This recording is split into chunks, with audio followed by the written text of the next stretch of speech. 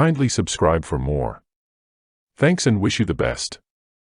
Thought Power by Sri Swami Sivananda. Contents. Publisher's Note. Preface. Chapter 1. Thought Power, its Physics and its Philosophy. Chapter 2. Thought Power, its Laws and its Dynamics. Chapter 3. Value and Uses of Thought Power. Chapter 4. The Functions of Thought Power. Chapter 5. The Development of Thought Power. Chapter 6. Thoughts, their varieties, and their conquest. Chapter 7. Positive Methods for Thought Control. Chapter 8. The Patterns of Thought Culture. Chapter 9. From Thoughts to Thought Transcendence. Chapter 10. The Metaphysics of Thought Power. Chapter 11. Thought Power for God Realization. Chapter 12. Thought Power for a New Civilization. Publisher's Note. The value of this great little work is evident even from a mere reading of its table of contents. It is a book of perennial interest and many-sided usefulness for self-culture, self-knowledge, acquisition of the power of personality, and success in life. It is a work that edifies, imparts illumination to the intelligence, and empowers human will for good, and for achievement of greatness. Students, grown-up persons, doctors, lawyers, businessmen, seekers after truth, and lovers of God. All are bound to find in the pages of this publication plenty of specific guidance for thought culture and thought power, and for living a positive, dynamic, rich, triumphant, and joyous life. The Divine Life Society. Preface. This instructive book carries in itself a life-transforming value. None who reads it, with the needed interest and attention, will ever feel inclined to remain unchanged in personal nature and untransformed in conduct and character.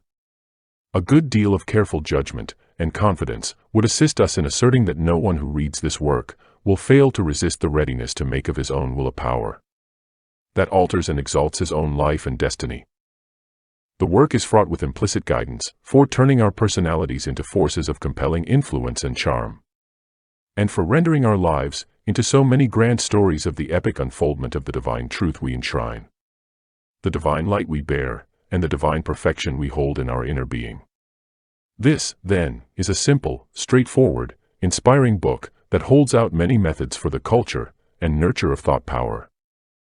It is also a work that presents us with many useful suggestions, which enable us to reach a region beyond the terrain of thought and its power, a realm of transcendental experience and God consciousness. Helped by his own illimitable love for all humanity, and dictated by the logic of his untiring energies for the service of every man, Sivananda has made himself extremely useful to all kinds of people, to men in all walks of life, and has written books on a rich diversity of themes, in his own illuminating and spiritual way. Embodying in himself the very spirit of the whole of Indian spiritual culture, Sivananda has poured out on mankind hundreds of gifts of the books that enshrine wisdom of life. The present work will commend itself, and will yield many rewards, to both the lay public and the community of spiritual individuals. It will be found very valuable more particularly by persons who, while not believing in any religion, not given over to love any God, not subscribing to any article of faith, are yet eager to live a life of power, purity, peace, prosperity, progress, happiness, and fulfillment. Right in the environs of their workaday world. Sivananda has attempted implicitly to present in this work a dynamic knowledge of thought power at these three distinct fields. 1. The field of higher applied psychology. Here, Sivananda speaks of thoughts as forces that chisel countenance, fashion character, change destiny, and make of life an all-round success. 2. The field of a full-fledged parapsychology. This field is covered by those widely scattered passages and chapters in this work, which throw illumination on the fact that human mind is the seat and center of a number of supernormal powers and factors. Sivananda urges the readers to tap these powers and to make operative in their own outer life the various higher faculties they command. 3. The field of transcendental realization. Wherever Sivananda prescribes a method for, or speaks of thought transcendence, he is attempting to lead us into the domains of divine realization, in which thought ceases to be thought and blazes into infinite consciousness. This work, then, represents Sivananda to the readers, in a way, as a practical psychologist, a physicist, and chemist in the world of the phenomena of thought. A parapsychologist, a yogi, and thus helps them build their future, gain their success in life, and acquire the power to manipulate thought, and wrest from it the extraordinary powers it holds. The book will also help them to attain refinement and culture, by thought discipline. Use their capacity for releasing wholesome, constructive, and inspiring thought vibrations. Obtain by accomplishing something great and grand, peace, happiness. And gain God realization, which is the meaning, aim, and ultimate destiny of all human life on earth. Chapter 1. Thought Power, its Physics and its Philosophy. Thought excels light in speed. While light travels at the rate of 186,000 miles per second, thoughts virtually travel in no time.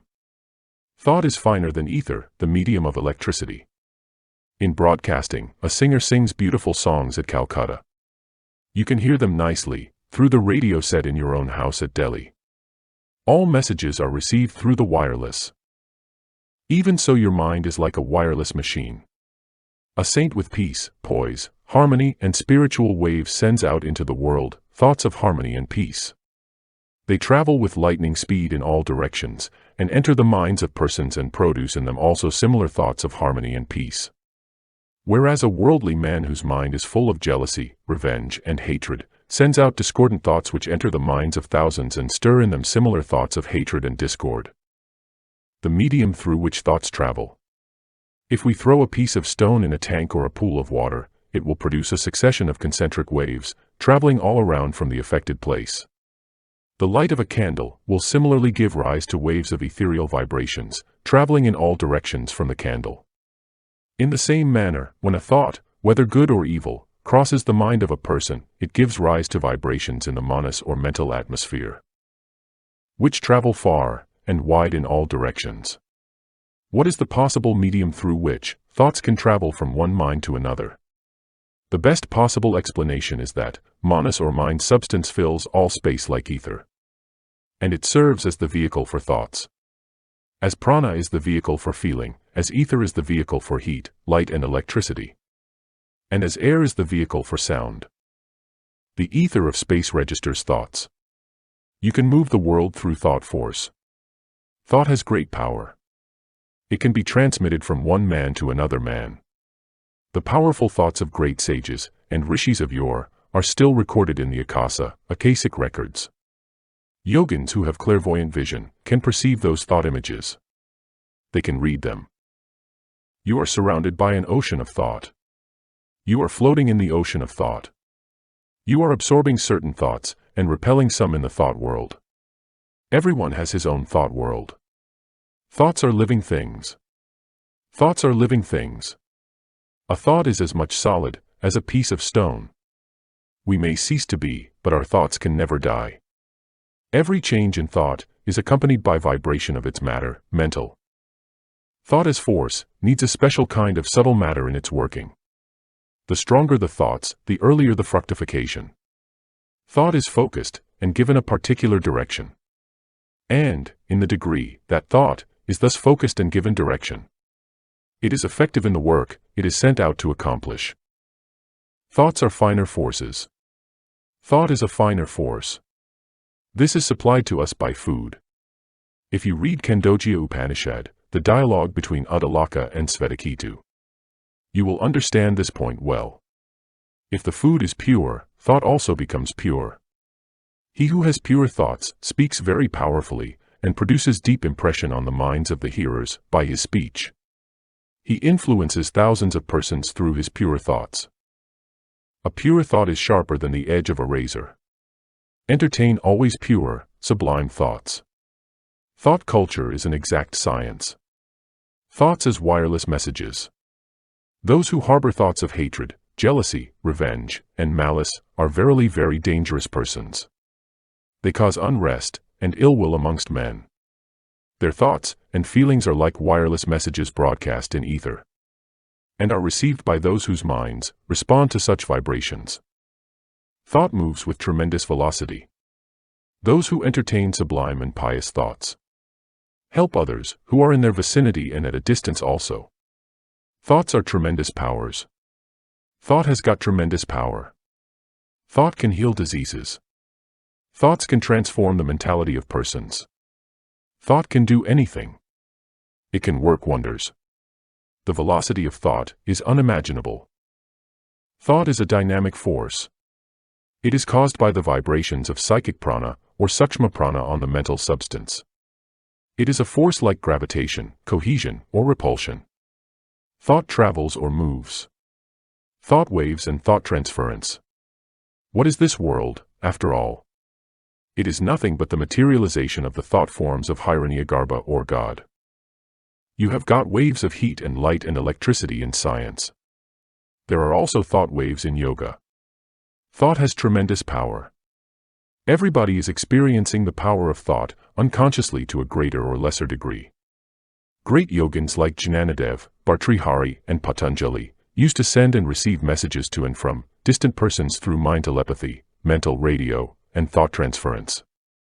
Telepathy was the first wireless telegraph and telephone service ever known to the world. Just as you take physical exercises, play games such as tennis and cricket, in order to maintain physical health, you will have to maintain mental health by radiating the right thought waves.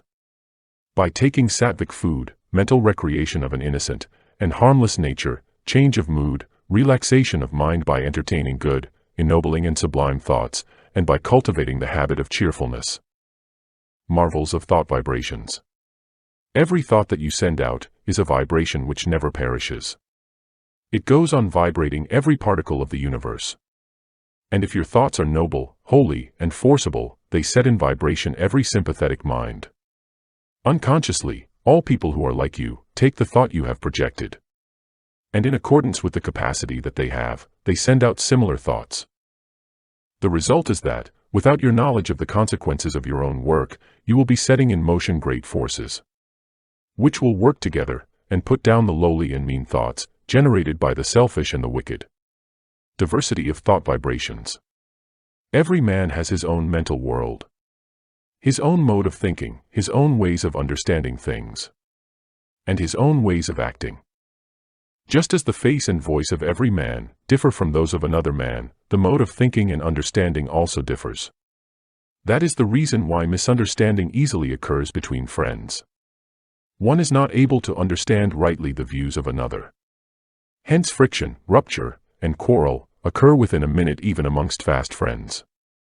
The friendship does not last long. One should be in tune with the mental vibrations or thought vibrations of another. Then only can one easily understand another. Lustful thoughts, thoughts of hatred, jealousy, and selfishness produce distorted images in the mind and cause clouding of understanding, perversion of intellect, loss of memory, and confusion in the mind. Conservation of thought energy. In physics, you have the term power of orientation. Though the mass of energy is there, the current will not flow. It must be connected to the magnet, and then the electric current will flow through the power of orientation. Even so, the mental energy which is dissipated and misdirected in various worthless worldly thoughts should be well directed in proper spiritual channels. Do not store in your brain useless information. Learn to unmind the mind. Unlearn whatever has been of no use to you. Then only can you fill your mind with divine thoughts.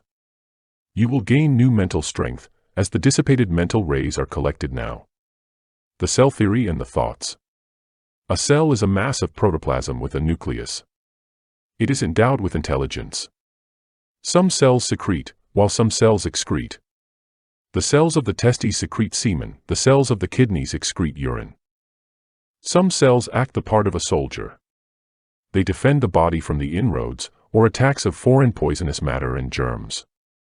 They digest and throw them out. Some cells carry food materials to the tissues and organs. The cells perform their work without your conscious volition. Their activities are controlled by the sympathetic nervous system. They are in direct communion with the mind in the brain.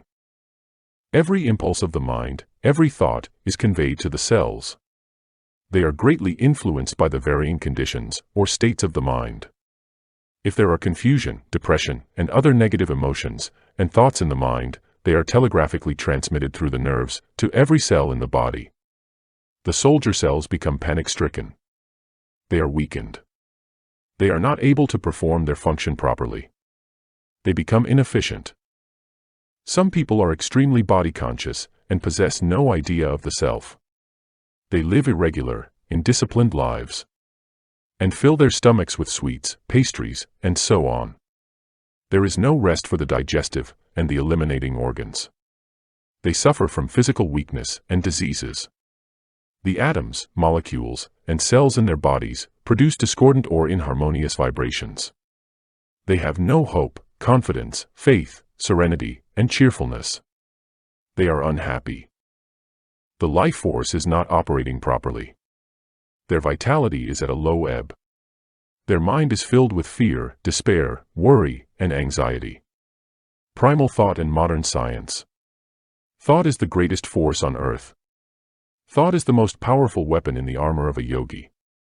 Constructive thought transforms, renews, and builds. The far-reaching possibilities of this force were most accurately developed to perfection by the ancients and put to the highest possible use.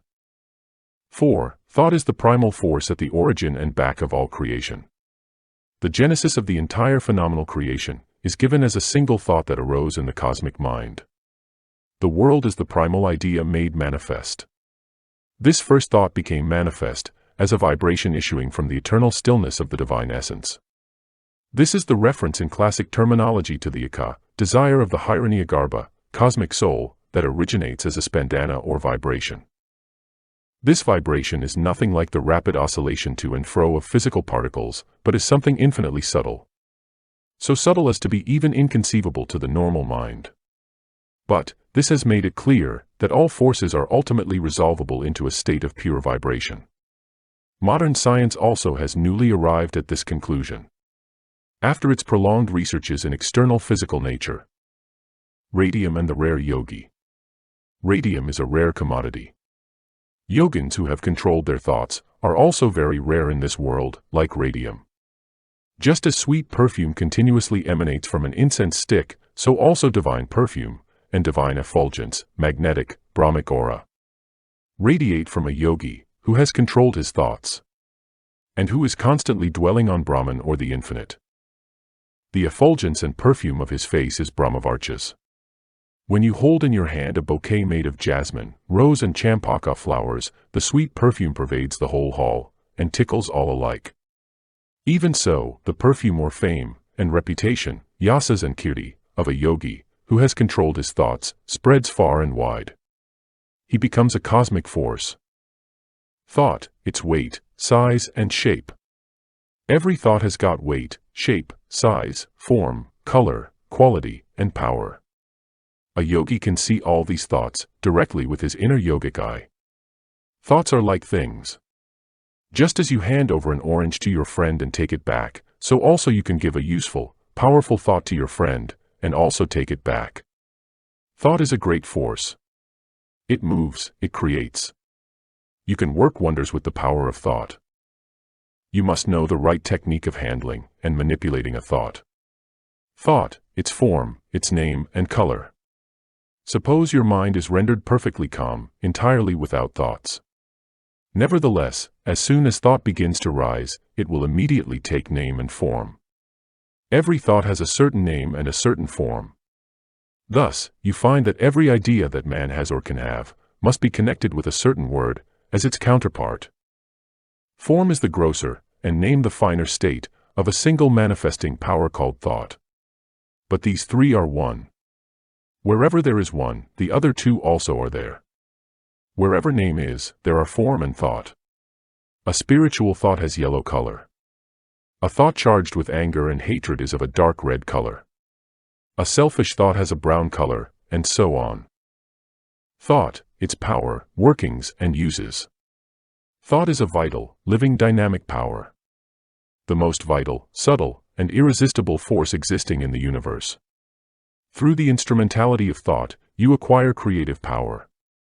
Thought passes from one man to another. It influences people. A man of powerful thought can influence readily people of weak thoughts. There are nowadays numerous books on thought culture, thought power, thought dynamics. A study of them will give you a comprehensive understanding of thought, its power, its workings, and usefulness. We live in a boundless world of thoughts. Thought alone is the whole world. The great pains, the old age, death, and the great sin, earth, water, fire, air, ether. Thought binds a man. He who has controlled his thoughts is a veritable god on this earth. You live in a world of thoughts. First is thought. Then, there is the expression of that thought, through the organ of speech. Thought and language are intimately connected. Thoughts of anger, bitterness, and malice injure others. If the mind which is the cause of all thoughts vanishes, the external objects will disappear. Thoughts are things. Sound, touch, form, taste and odor, the five sheaths, the waking, the dreaming and deep sleep states. All these are the products of mind. Sankalpa, passion, anger, bondage, time. Know them to be the result of mind. Mind is the king of the indriyas or senses. Thought is the root of all mental process. The thoughts that we perceive all round us are only the mind in form or substance. Thought creates, thought destroys. Bitterness and sweetness do not lie in the objects, but they are in the mind, in the subject, in thinking. They are created by thought.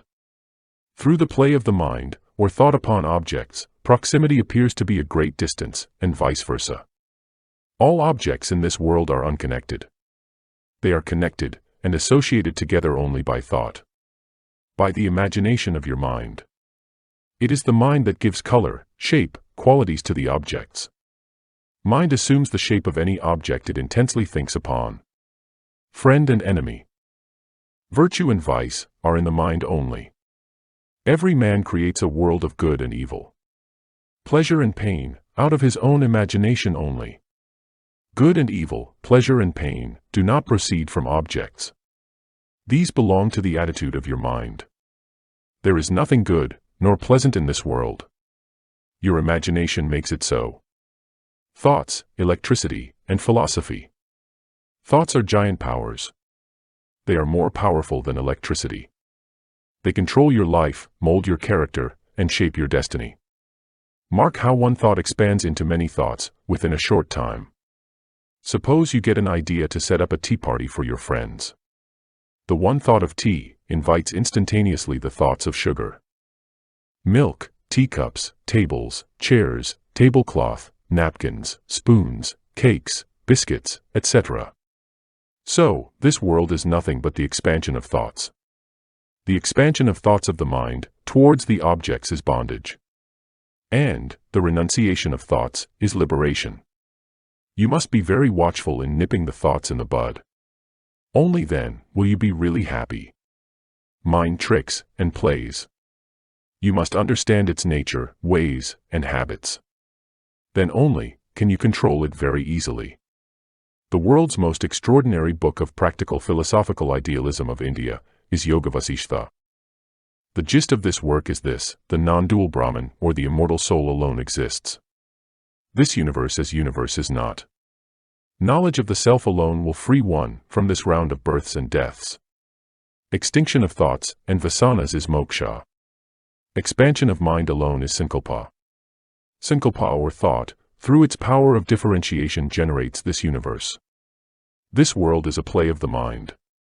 This world does not exist in the three periods of time. Extinction of sankalpas is moksha.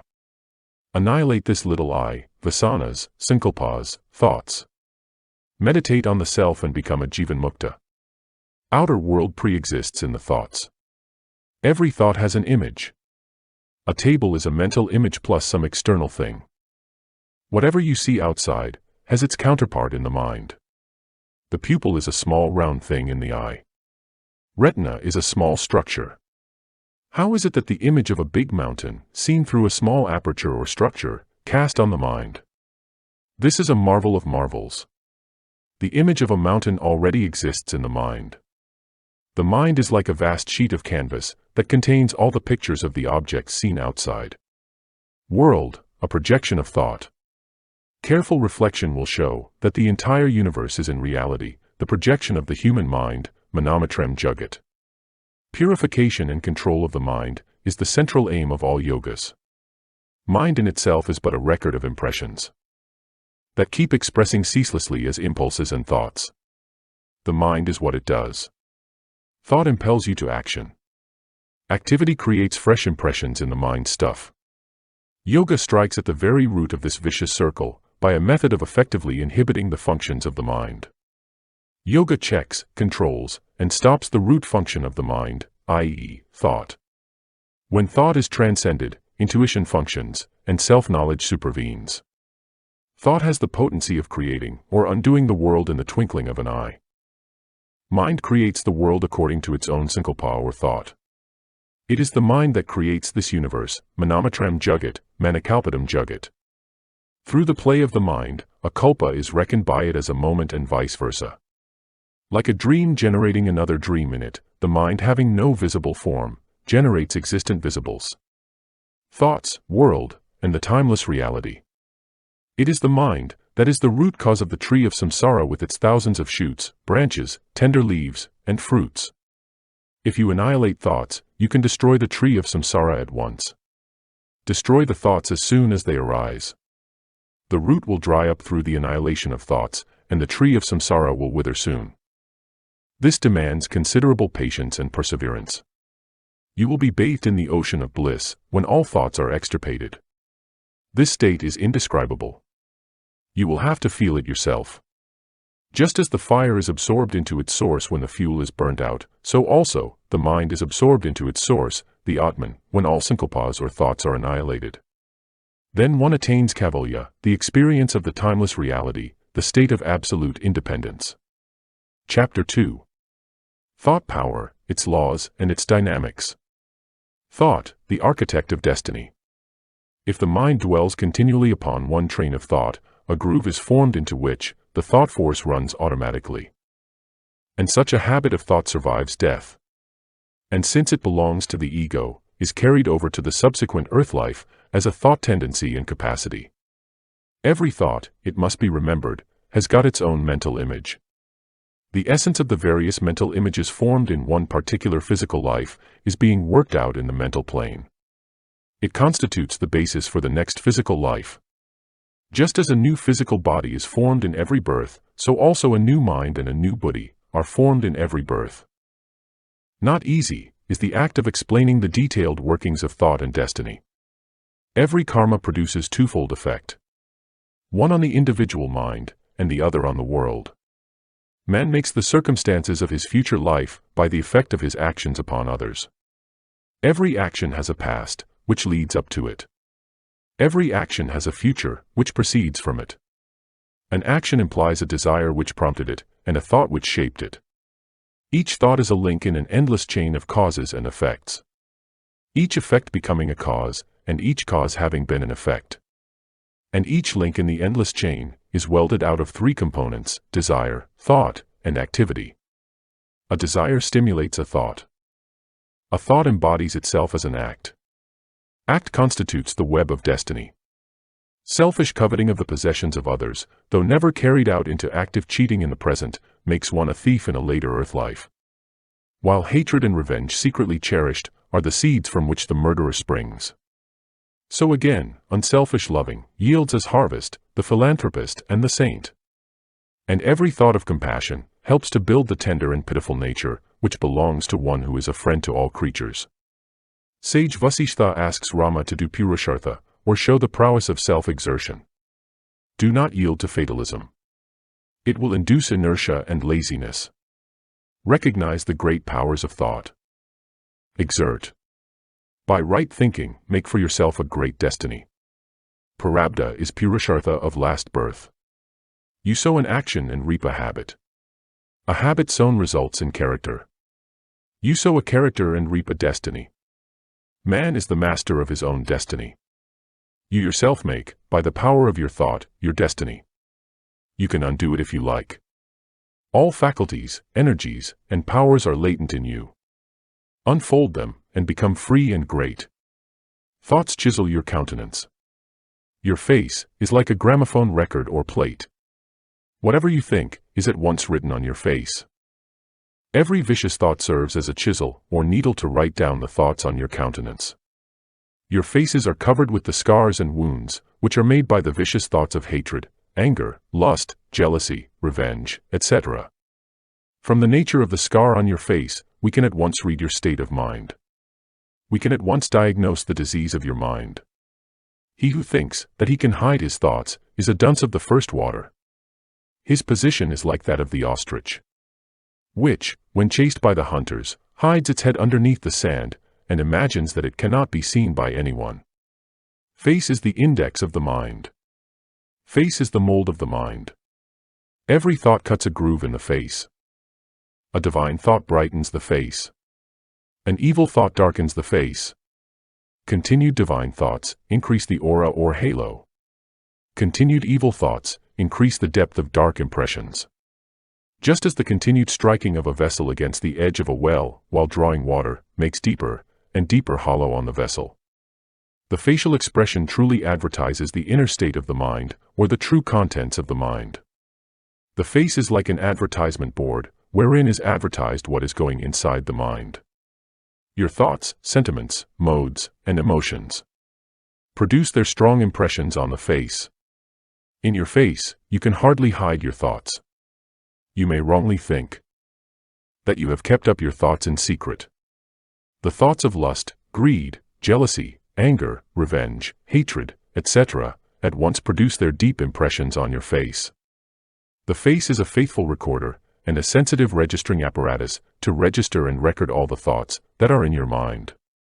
The face is a polished mirror to indicate the nature of the mind and its contents at a particular time. Thoughts feature the physical expressions. Mind is the subtle form of this physical body.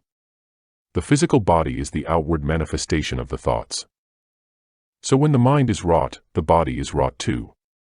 As a man of rough appearance generally cannot invoke love and mercy of others, so a rough-minded man cannot invoke love and mercy of anybody. Mind very conspicuously reflects on the face its various states, which a man of intelligence can very easily read. The body follows the mind. If the mind thinks of falling from a height, the body prepares itself immediately and shows external signs. Fear, anxiety, grief, cheerfulness, hilarity, anger, all produce their various impressions on the face. Your eyes betray your thoughts. The eyes, which represent the windows of the soul, bespeak of the condition and state of the mind. There is a telegraphic instrument in the eyes to transmit the messages, or thoughts of treachery, depression, gloom, hatred, cheerfulness, peace, harmony, health, power, strength, and beauty. If you have the faculty to read the eyes of others, you can read the mind at once. You can read the uppermost thought or dominant thought of a man if you are careful to mark the signs in his face, conversation, and behavior. It needs a little pluck, acumen, training, intelligence, and experience. Negative thoughts poison life. Thoughts of worry and thoughts of fear are fearful forces within us. They poison the very sources of life and destroy the harmony, the running efficiency, the vitality, and vigor. While the opposite thoughts of cheerfulness, joy, and courage heal, soothe, instead of irritating, and immensely augment efficiency and multiply the mental powers. Be always cheerful. Smile. Laugh. Psychophysical imbalances. Thought exerts its influence over the body. Grief in the mind weakens the body. Body influences the mind also in its turn. A healthy body makes the mind healthy. If the body is sick, the mind also becomes sick. If the body is strong and healthy, the mind also becomes healthy and strong. Violent fits of hot temper do serious damage to the brain cells. Throw poisonous chemical products into the blood. Produce general shock and depression. And suppress the secretion of gastric juice, bile, and other digestive juices in the alimentary canal. Drain away your energy, vitality, induce premature old age, and shorten life. When you are angry, the mind becomes disturbed. Similarly, when the mind is disturbed, the body also becomes disturbed. The whole nervous system is agitated. You become enervated. Control anger by love. Anger is a powerful energy that is uncontrollable by practical Vyavaharic buddhi, but controllable by pure reason, Sattvic buddhi, or Vivekavikara. The creative powers of thought. Thought creates the world. Thought brings things into existence. Thoughts develop the desires and excite the passions. So, the contrary thoughts of killing the desires and passions will counteract the former idea of satisfying the desires. So when a person is impressed with this, a contrary thought will help him to destroy his desires and passions. Think of a person as a good friend of yours, and there, the thing is created as a reality. Think of him as your foe, then also the mind perfects the thought into an actuality. He who knows the workings of the mind, and has controlled it by practice, is really happy. Similar thoughts attract each other. In the thought world also, the great law like attracts like, operates. People of similar thoughts are attracted towards each other. That is the reason why the maxims run as follows: birds of the same feather flock together. A man is known by the company he keeps. A doctor is drawn towards a doctor. A poet has attraction for another poet. A songster loves another songster. A philosopher likes another philosopher. A vagabond likes a vagabond. The mind has got a drawing power. You are continually attracting towards you, from both the seen and the unseen sides, of life forces, thoughts, influences, and conditions, most akin to those of your own thoughts and lines. In the realm of thought, people of similar thoughts are attracted to one another. This universal law is continually operating, whether we are conscious of it or not. Carry any kind of thought you please about with you, and so long as you retain it, no matter how you roam over the land or sea, you will unceasingly attract to yourself, knowingly or inadvertently, exactly and only what corresponds to your own dominant quality of thought. Thoughts are your private property, and you can regulate them to suit your taste entirely, by steadily recognizing your ability to do so. You have entirely in your own hands to determine the order of thought you entertain, and consequently, the order of influence you attract, and are not mere willowy creatures of circumstances, unless indeed you choose to be. Spanish flu and the contagion of thoughts. Mental actions are real actions. Thought is the real action, it is a dynamic force. It may be remembered, thought is very contagious. Nay, more contagious than the Spanish flu. A sympathetic thought in you raises a sympathetic thought in others with whom you come in contact. A thought of anger produces a similar vibration in those who surround an angry man. It leaves the brain of one man and enters the brains of others, who live at a long distance and excites them. A cheerful thought in you produces cheerful thoughts in others. You are filled with joy and intense delight when you see a batch of hilarious children playing mirthfully and dancing in joy. A thought of joy in us creates sympathetically a thought of joy in others. So do sublime elevating thoughts. Keep a good and honest man in the company of a thief. He will begin to steal. Keep a sober man in the company of a drunkard. He will begin to drink. Thought is very contagious. The application of a psychological law: keep the heart young. Do not think, I have become old. To think I have become old is a bad habit. Do not entertain this thought. At 60, think I am 16. As you think, so you become. This is a great psychological law. As a man thinketh, so he becometh. This is a great truth or truism. Think, I am strong, strong you become. Think, I am weak, weak you become. Think, I am a fool, fool you become. Think, I am a sage or God you become.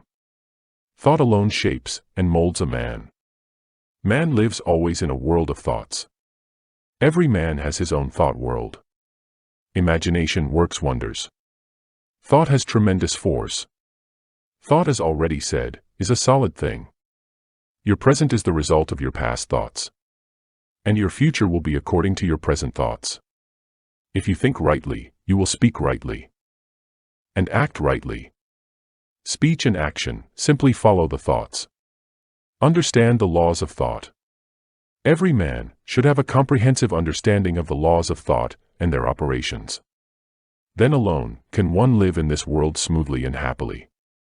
He can utilize the helping forces to serve his ends in the best possible manner. He can neutralize the hostile forces or antagonistic currents.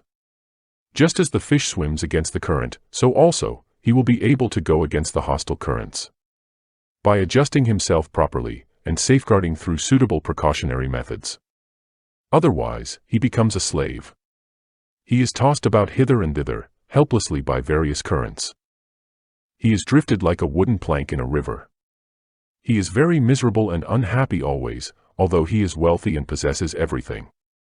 The captain of a steamer who has mariner's compass, who has knowledge of the sea, the roots, and the oceanic currents, can sail smoothly. Otherwise, his steamer will be drifted here and there helplessly, and wrecked by dashing against some icebergs or rocks. Likewise, a wise sailor in the ocean of this life, who has a detailed knowledge of the laws of thought and nature, can sail smoothly and reach the goal of his life positively. Understanding the laws of thought, you can mold or shape your character in any way you like.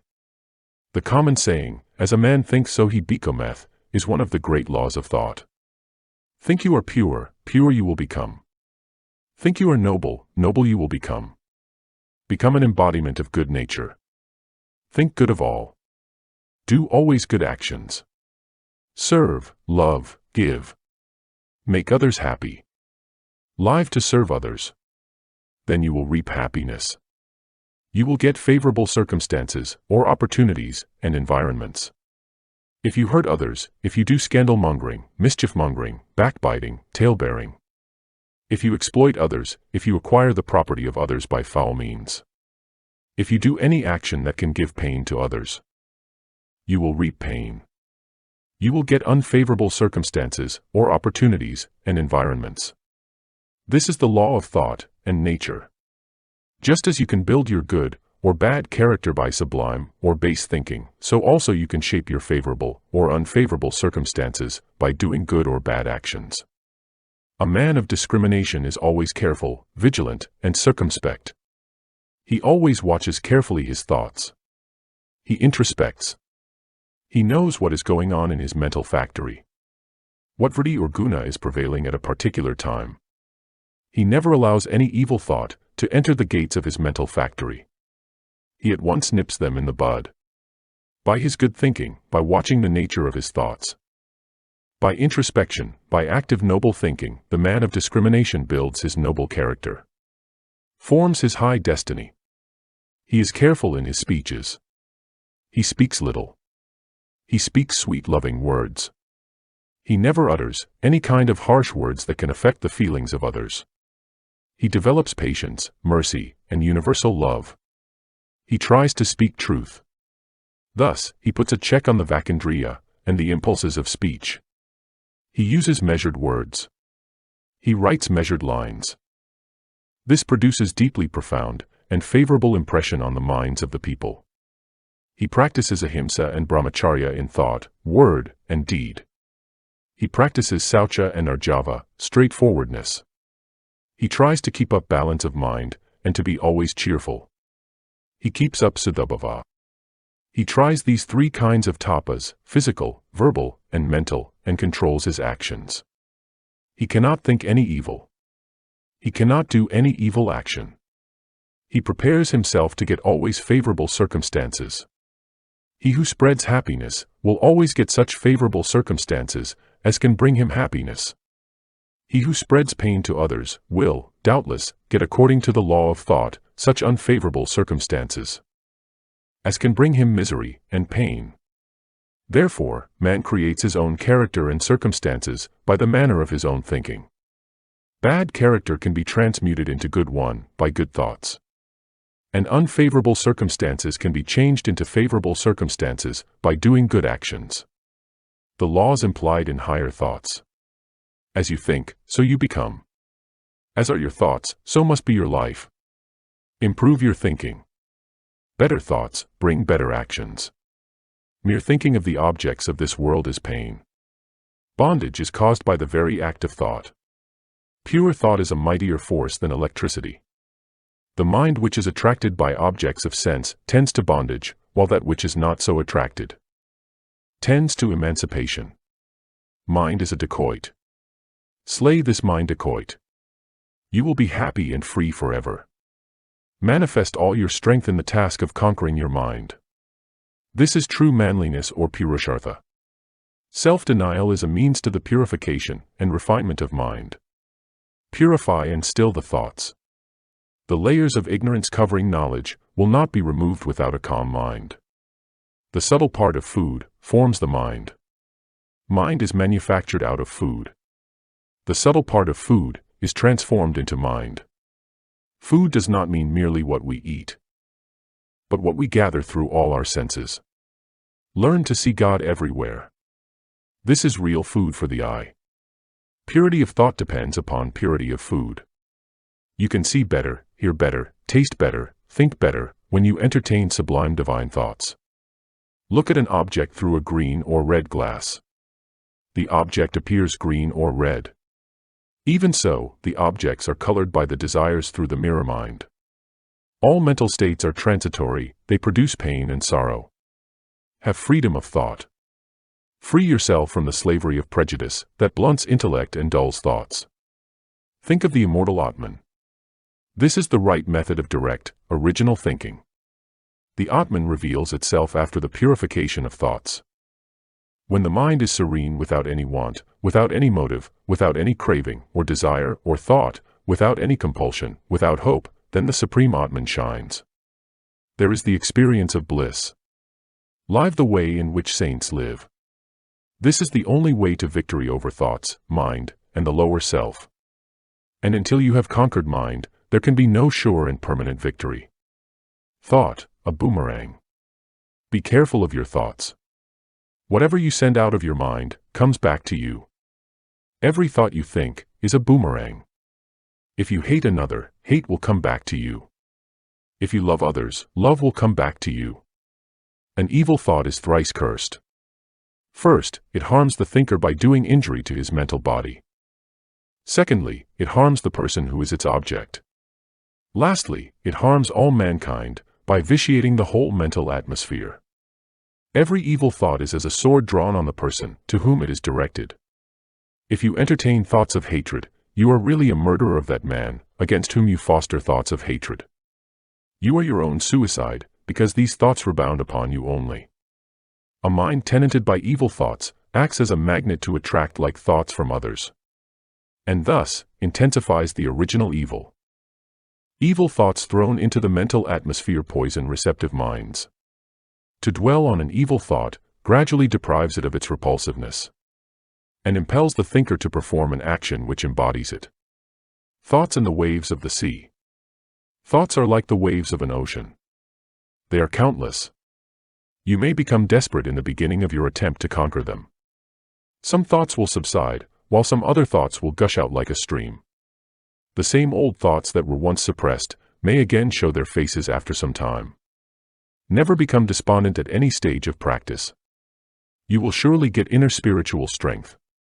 You are bound to succeed in the end. All the yogins of yore had to encounter the same difficulties that you are experiencing now. The process of destruction of mental modifications is difficult and long. All thoughts cannot be destroyed in a day or two. You should not give up the practice of destroying the thoughts in the middle when you come across some difficulties or stumbling blocks. Your first attempt should be to reduce your wants and desires. Reduce your wants and desires, then the thoughts will decrease by themselves. Gradually, all thoughts will be extirpated. Color and influence of saintly thoughts. The Buddha declared, all that we are is made up of our thoughts. It is our thoughts that cause the round of births.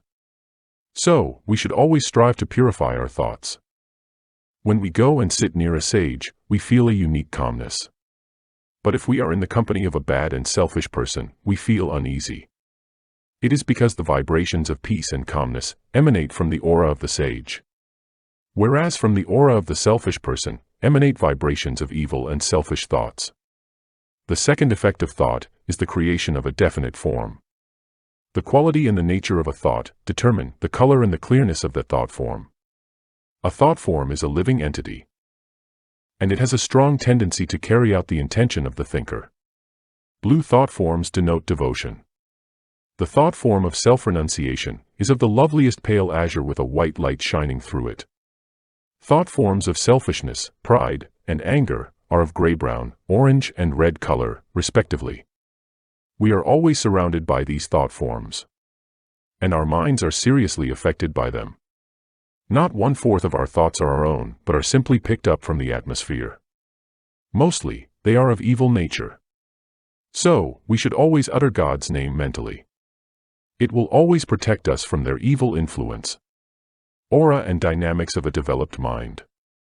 Particularly around minds of highly developed thought power. We sense the manifest phenomenon of a powerful aura. The palpable influence of a highly developed mind over a less developed mind needs to be specially marked. It is not possible to provide a description of what it is like to be in the presence of a master or a developed adept. To sit in his presence, though he hardly speaks a word, is to feel a thrilling sensation and discover the impacts of new inspirations that it wields on our minds. Mind carries mental aura, or psychic aura. The Sanskrit term for aura is tejas.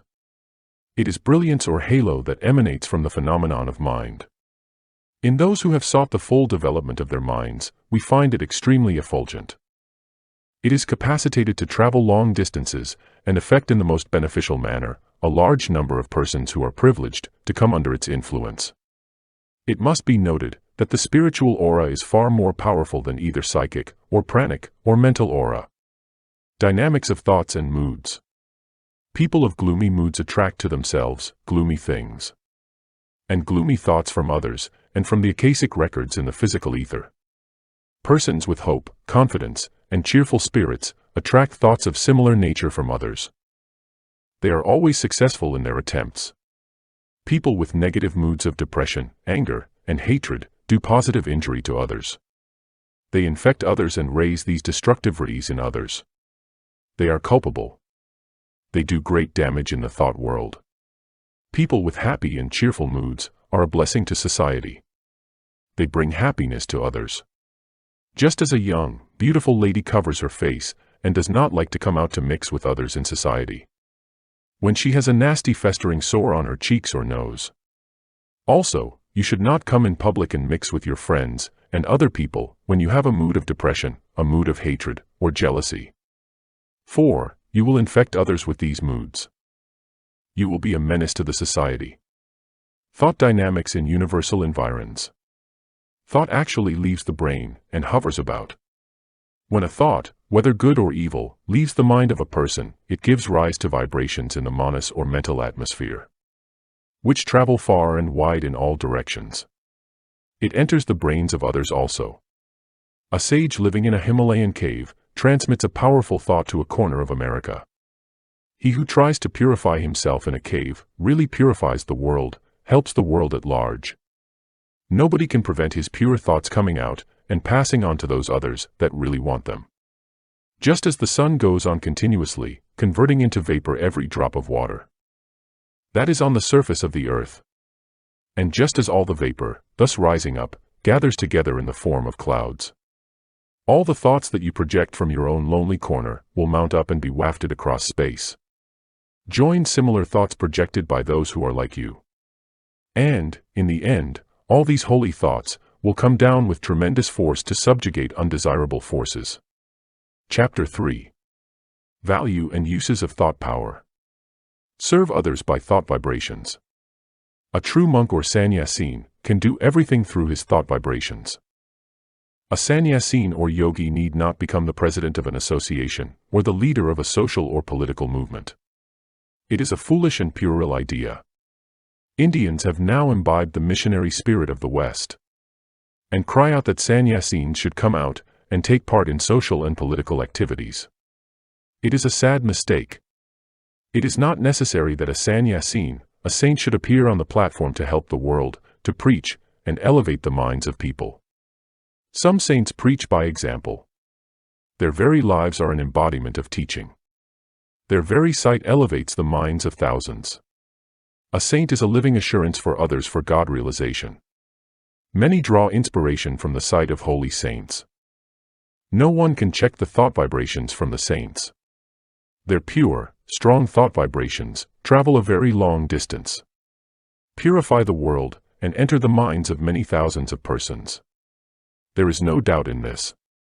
Doctors can heal by suggestion. Doctors should have a thorough knowledge of the science of suggestion.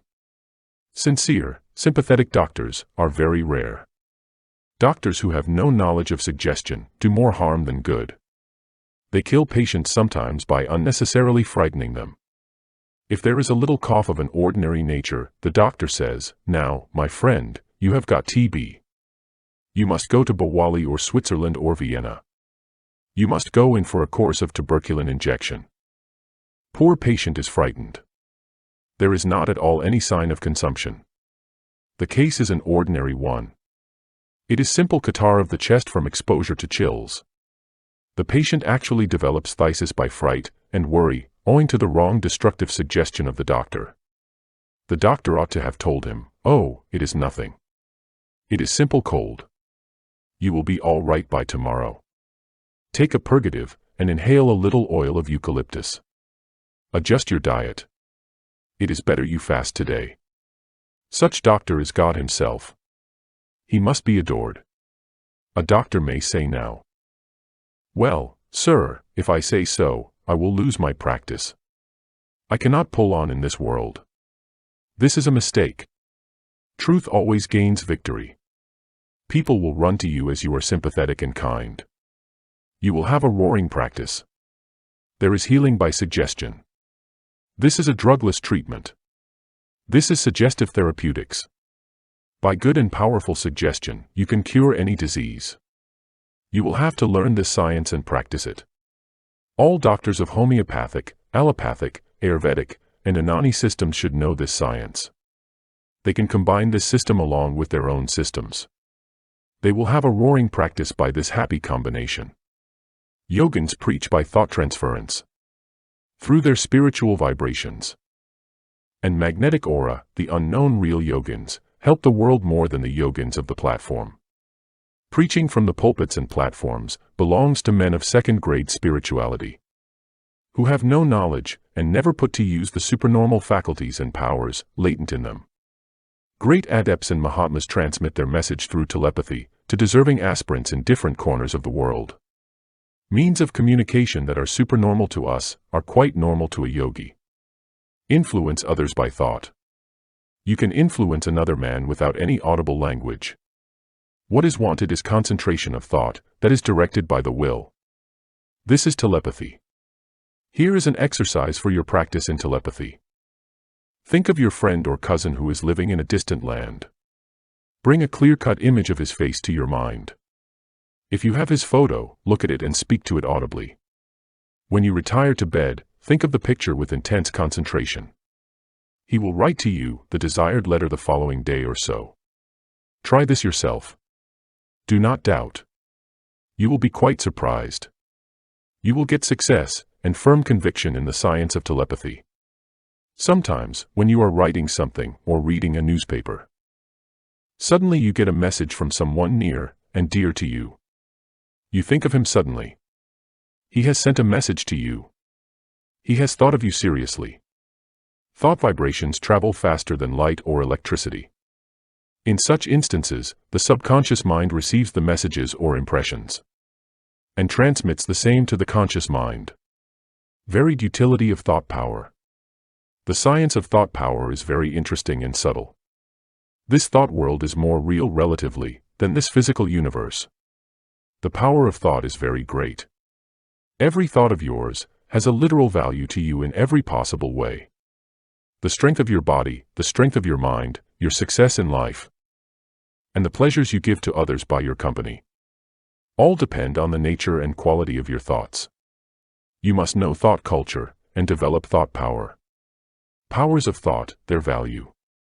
If you have a comprehensive understanding of the workings of the thought vibrations, if you know the technique of controlling the thoughts, if you know the method of transmitting beneficial thoughts to others at a distance by forming clear-cut, well-defined, powerful thought waves, you can use this thought power 1,000-fold more effectively. Thought works wonders. A wrong thought binds. A right thought liberates. Therefore, think rightly and attain freedom. Unfold the occult powers hidden within you. by understanding and realizing the powers of the mind. Close your eyes. Slowly concentrate. You can see distant objects, hear distant sounds, send messages to any part not only of this world, but of the other planets as well. Heal persons thousands of miles off from you, and move about to distant places in no time. Believe in the powers of the mind. Interest, attention, will, faith, and concentration will bring the desired fruit. Remember that mind is born of the Atman through his Maya or illusory power. Thoughts accomplish many a mission.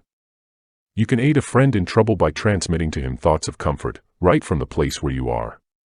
You can help a friend in search of truth by thoughts, clear and definite of the truths you know. You can send into the mental atmosphere thoughts which will raise, purify, and inspire all who are sensible to them. If you send out a loving, helpful thought to another man, it leaves your brain, goes directly to that man, raises a similar thought of love in his mind, and returns back to you with redoubled force. If you send out a thought of hatred to another man, it hurts that man, and hurts you also by turning back to you with redoubled force. Therefore, understand the laws of thought, raise only thoughts of mercy, love, and kindness from your mind and be happy always. When you send out a useful thought to help others, it must have a definite, positive purpose and aim. Then only, it will bring out the desired effect. Then only, that thought will accomplish a definite work. Power of thoughts that prompt. Gain a clear understanding of suggestions and their effects upon the mind. You should be careful in the use of suggestions. Never give wrong suggestion, which will have destructive results to anybody. You will be doing a great harm and a disservice to him. Think well before you speak. Teachers and professors should have a thorough knowledge of the science of suggestion and autosuggestion. They can educate and elevate students in an efficient manner. In southern India, when children cry out in houses, parents frighten them by saying, "Look here, Balu. Irendukanan, the two-eyed man, has come. Keep quiet, or I will hand you over to this man. Pukandi, or ghost, has come," and suggestions of this sort are very destructive. The child becomes timid. The minds of children are elastic, tender, and pliable. Samskaras are indelibly impressed at this age. Changing or obliterating the samskaras becomes impossible when they grow. When the child grows into a man, he manifests timidity. Parents should infuse courage into the minds of their children. They should say, "Here is a lion. See the lion in this picture. Roar like a lion. Be courageous. See the picture of Shivaji, Arjuna, or Clive. Become chivalrous." In the West, teachers show the pictures of battlefields to children and say, "Look here, James. See this picture of Napoleon. Look at his chivalry. Won't you like to become a commander-in-chief of the army, or a brigadier general?" They infuse courage into the minds of children from their very childhood. When they grow, these samskaras get strengthened by additional external stimuli. Practice thought transference. Practice telepathy in the beginning from a short distance. It is better to practice at night, to start with. Ask your friend to have the receptive attitude and concentration at 10 o'clock. Ask him to sit on Vajrasana or Padmasana with closed eyes in a dark room. Try to send your message exactly at the appointed time. Concentrate on the thoughts that you want to send. Will strongly now. The thoughts will leave your brain and enter the brain of your friend. There may be some mistakes in the beginning here and there. When you advance in practice and know the technique well, you will always be correct in sending and receiving messages. Later on, you will be able to forward messages to different corners of the world. Thought waves vary in intensity and force. The sender and receiver should practice great and intense concentration. Then there will be force in sending the messages, clarity, and accuracy in receiving the messages. Practice in the beginning, telepathy from one room to the next room in the same house. This science is very pleasant and interesting. It needs patient practice. Brahmacharya is very essential. Parapsychology and subconscious thoughts. Even as the sacred Ganga takes its origin in Gangotri, Himalayas, and runs perennially towards Ganga Sagar, the thought currents take their origin from the bed of samskaras, impressions, in the inner layers of the mind, wherein are embedded the vasanas or latent subtle desires. and flow incessantly towards the objects, both in waking state and in dreaming state. Even a railway engine is sent to the engine shed for rest when its wheels become overhot. But this mysterious engine of mind goes on thinking without a moment's rest. Practice of telepathy, thought reading, hypnotism, mesmerism, and psychic healing clearly proves that the mind exists, and that a higher mind can influence and subjugate the lower mind. From the automatic writing and the experiences of a hypnotized person, we can clearly infer the existence of the subconscious mind, which operates throughout the 24 hours. Through spiritual sadhana, change the subconscious thoughts and mind and become a new being. Power of vigorous, divine thoughts. Thought is life. What you think, that you are. Your thought creates your environment. Your thoughts constitute your world. If you entertain healthy thoughts, you can keep good health. If you hold on to sickly thoughts in the mind, thoughts of diseased tissues, thoughts of weak nerves, thoughts of improper functioning of organs, of viscera, you can never expect good health, beauty, and harmony. Remember that body is a product of the mind, and is under the control of mind. If you hold on to vigorous thoughts, your body, too, will be vigorous. Thoughts of love, peace, contentment, purity, perfection, divinity will make you, and also others around you, perfect and divine. Cultivate divine thoughts. Chapter 4. The functions of thought power. Thoughts promote radiant health. The body is internally associated with the mind. Rather, the body is a counterpart of the mind. It is a gross visible form of the subtle, invisible mind. If there is pain in the tooth or in the stomach or in the ear, the mind is at once affected. It ceases to think properly. It is agitated, disturbed, and perturbed. If there is depression in the mind, the body also cannot function properly. The pains which afflict the body are called the secondary diseases, vyadi, while the vasanas or desires that afflict the mind are termed mental or primary diseases, adi. Mental health is more important than physical health. If the mind is healthy, the body will necessarily be healthy. If the mind is pure, if your thoughts are pure, you will be free from all diseases primary and secondary. Mens sana in corpore sano, a sound mind in a sound body. Thoughts develop personality. A sublime thought elevates the mind and expands the heart. A base thought excites the mind and renders the feelings morbid and dark. Those who have even a little control over their thoughts and speech will have a calm, serene, beautiful, charming face, a sweet voice, and their eyes will turn brilliant and lustrous. Thoughts affect the body. Every thought or emotion or word produces a strong vibration in every cell of the body and leaves a strong impression there. If you know the method of raising an opposite thought, then you can lead a happy, harmonious life of peace and power. Thought of love will at once neutralize a thought of hatred. A thought of courage will immediately serve as a powerful antidote against a thought of fear. Thought power changes destiny. Man sows a thought and reaps an action. He sows an action and reaps a habit. He sows a habit and reaps a character. He sows a character and reaps a destiny. Man has made his own destiny by his own thinking and acting. He can change his destiny. He is the master of his own destiny.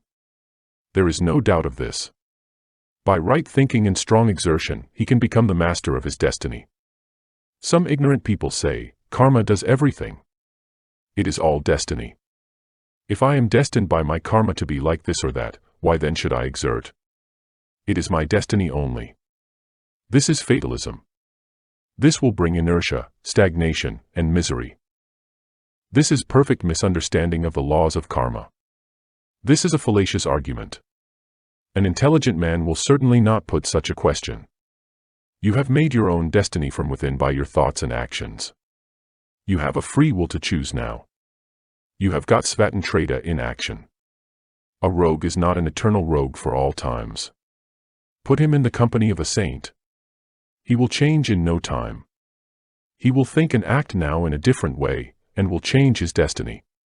He will become saintly in character. Dacoit Ratnakar was changed into sage Valmiki. Jagai and Madai were transformed. They were rogues of the first waters. You can become a yogi or a jnani. You can make your destiny. You can make your karma in any way you like. Use the power of thought. Think rightly, think nobly. You will have only to think and to act.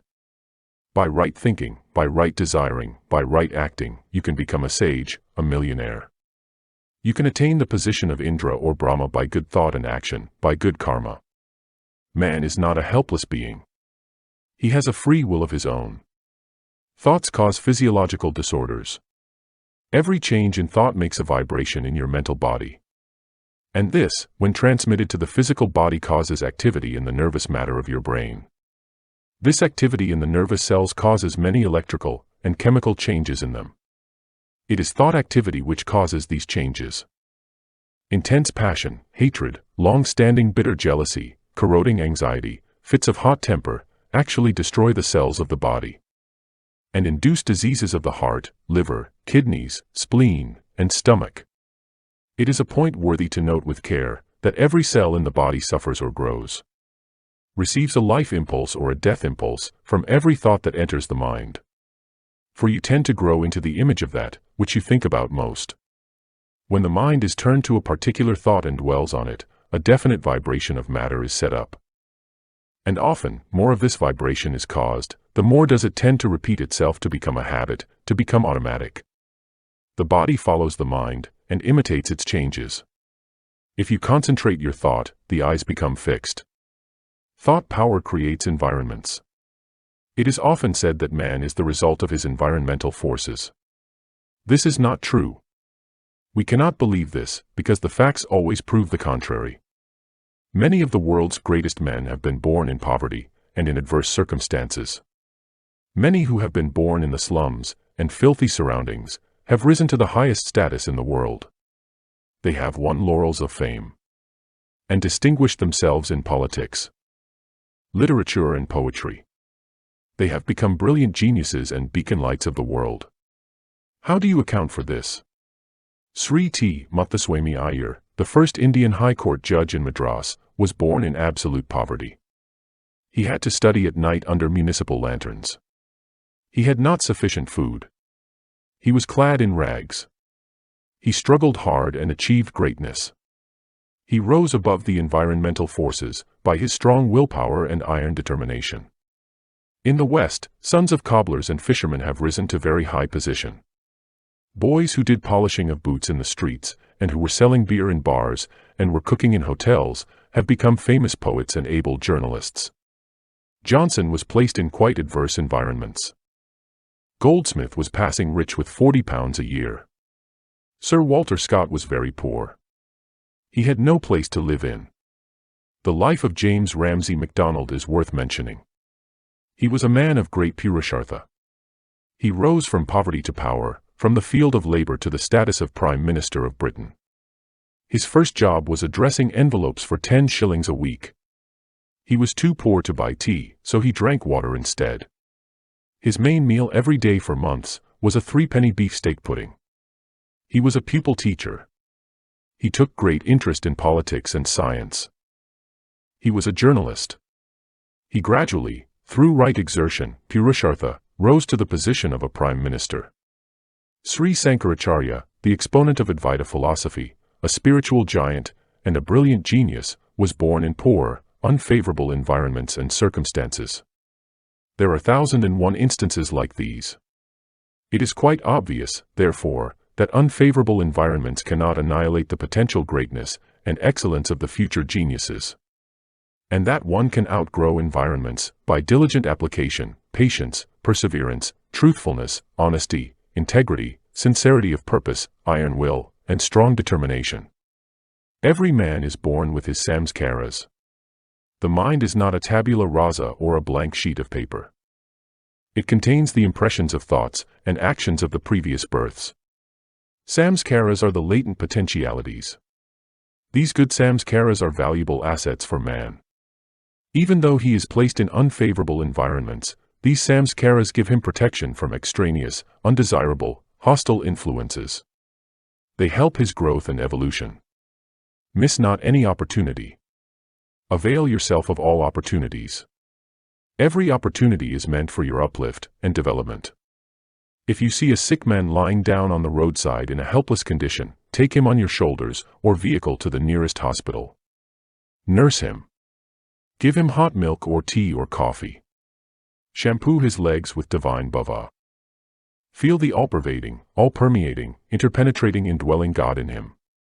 See divinity in the glow in his eyes, in his cry, in his breath, in his pulsation and motion of his lungs. God has given this opportunity for you to develop mercy and love, to purify your heart, and to remove grina, hatred and jealousy. Sometimes, if you are very timid, God will place you in such circumstances wherein you will be forced to exhibit courage and presence of mind by risking your life. These world figures who have risen to eminence have utilized all opportunities to the best advantage. God shapes the minds of human beings by giving them opportunities. Remember that in your weakness lies the strength, because you will be always on your alert to safeguard yourself. Poverty has got its own virtues. Poverty infuses humility, strength, power of endurance. And luxury begets laziness, pride, weakness, inertia, and all sorts of evil habits. Do not grumble, therefore, of bad environments. Create your own mental world and environments. That man who tries to evolve or grow in adverse environments will be a very strong man indeed. Nothing can shake him. He will be of a sterner stuff. He will have strong nerves. Man is certainly not a creature of environments or circumstances. He can control and modify them by his capacities, character, thoughts, good actions, and right exertion, Purushartha. Tivra, intense, Purushartha can change the destiny. That is the reason why Vasishtha and Bhishma have placed Purushartha above destiny. Therefore, dear brothers, exert. Conquer nature and rejoice in the eternal Satchidananda Atman. Thoughts form the physical body. The body with its organs is no other than the thought. The mind contemplating upon the body becomes the body itself. And then enmeshed in it, is afflicted by it. This physical body is the mold, as it were, made by the mind for its own enjoyment, for its outpouring of energy, and thereby gaining different experiences of this world. Through the 5 avenues or channels of knowledge.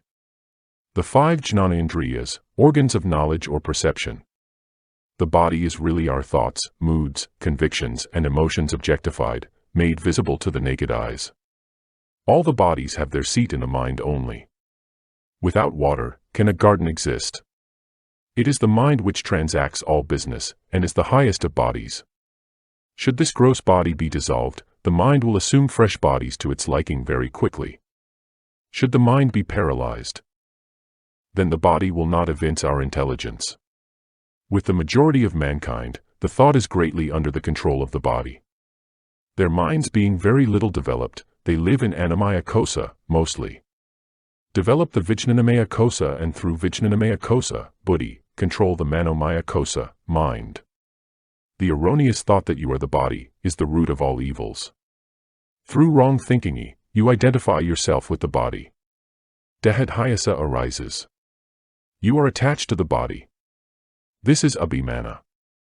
Then mamata, mindness, arises. You identify yourself with your wife, children, house, etc. It is identification or attachment that brings about bondage, misery, and pain. Chapter 5. The development of thought power. Acquisition of thought power by moral purity. A man who speaks the truth and has moral purity has always powerful thoughts. One who has controlled anger by long practice has tremendous thought power. If a yogi whose thought is very powerful speaks one word, it will produce tremendous impression on the minds of others. Virtues like truthfulness, earnestness, and industry are the best sources of mental power. Purity leads to wisdom and immortality. Purity is of 2 kinds, internal or mental, and external or physical. Mental purity is more important. Physical purity is also needed.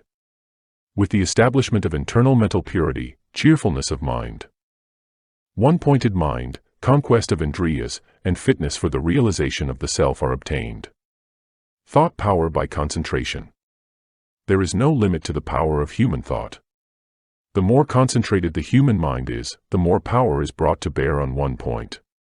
The rays of the mind are scattered in the case of the worldly-minded persons. There is dissipation of mental energy in various directions.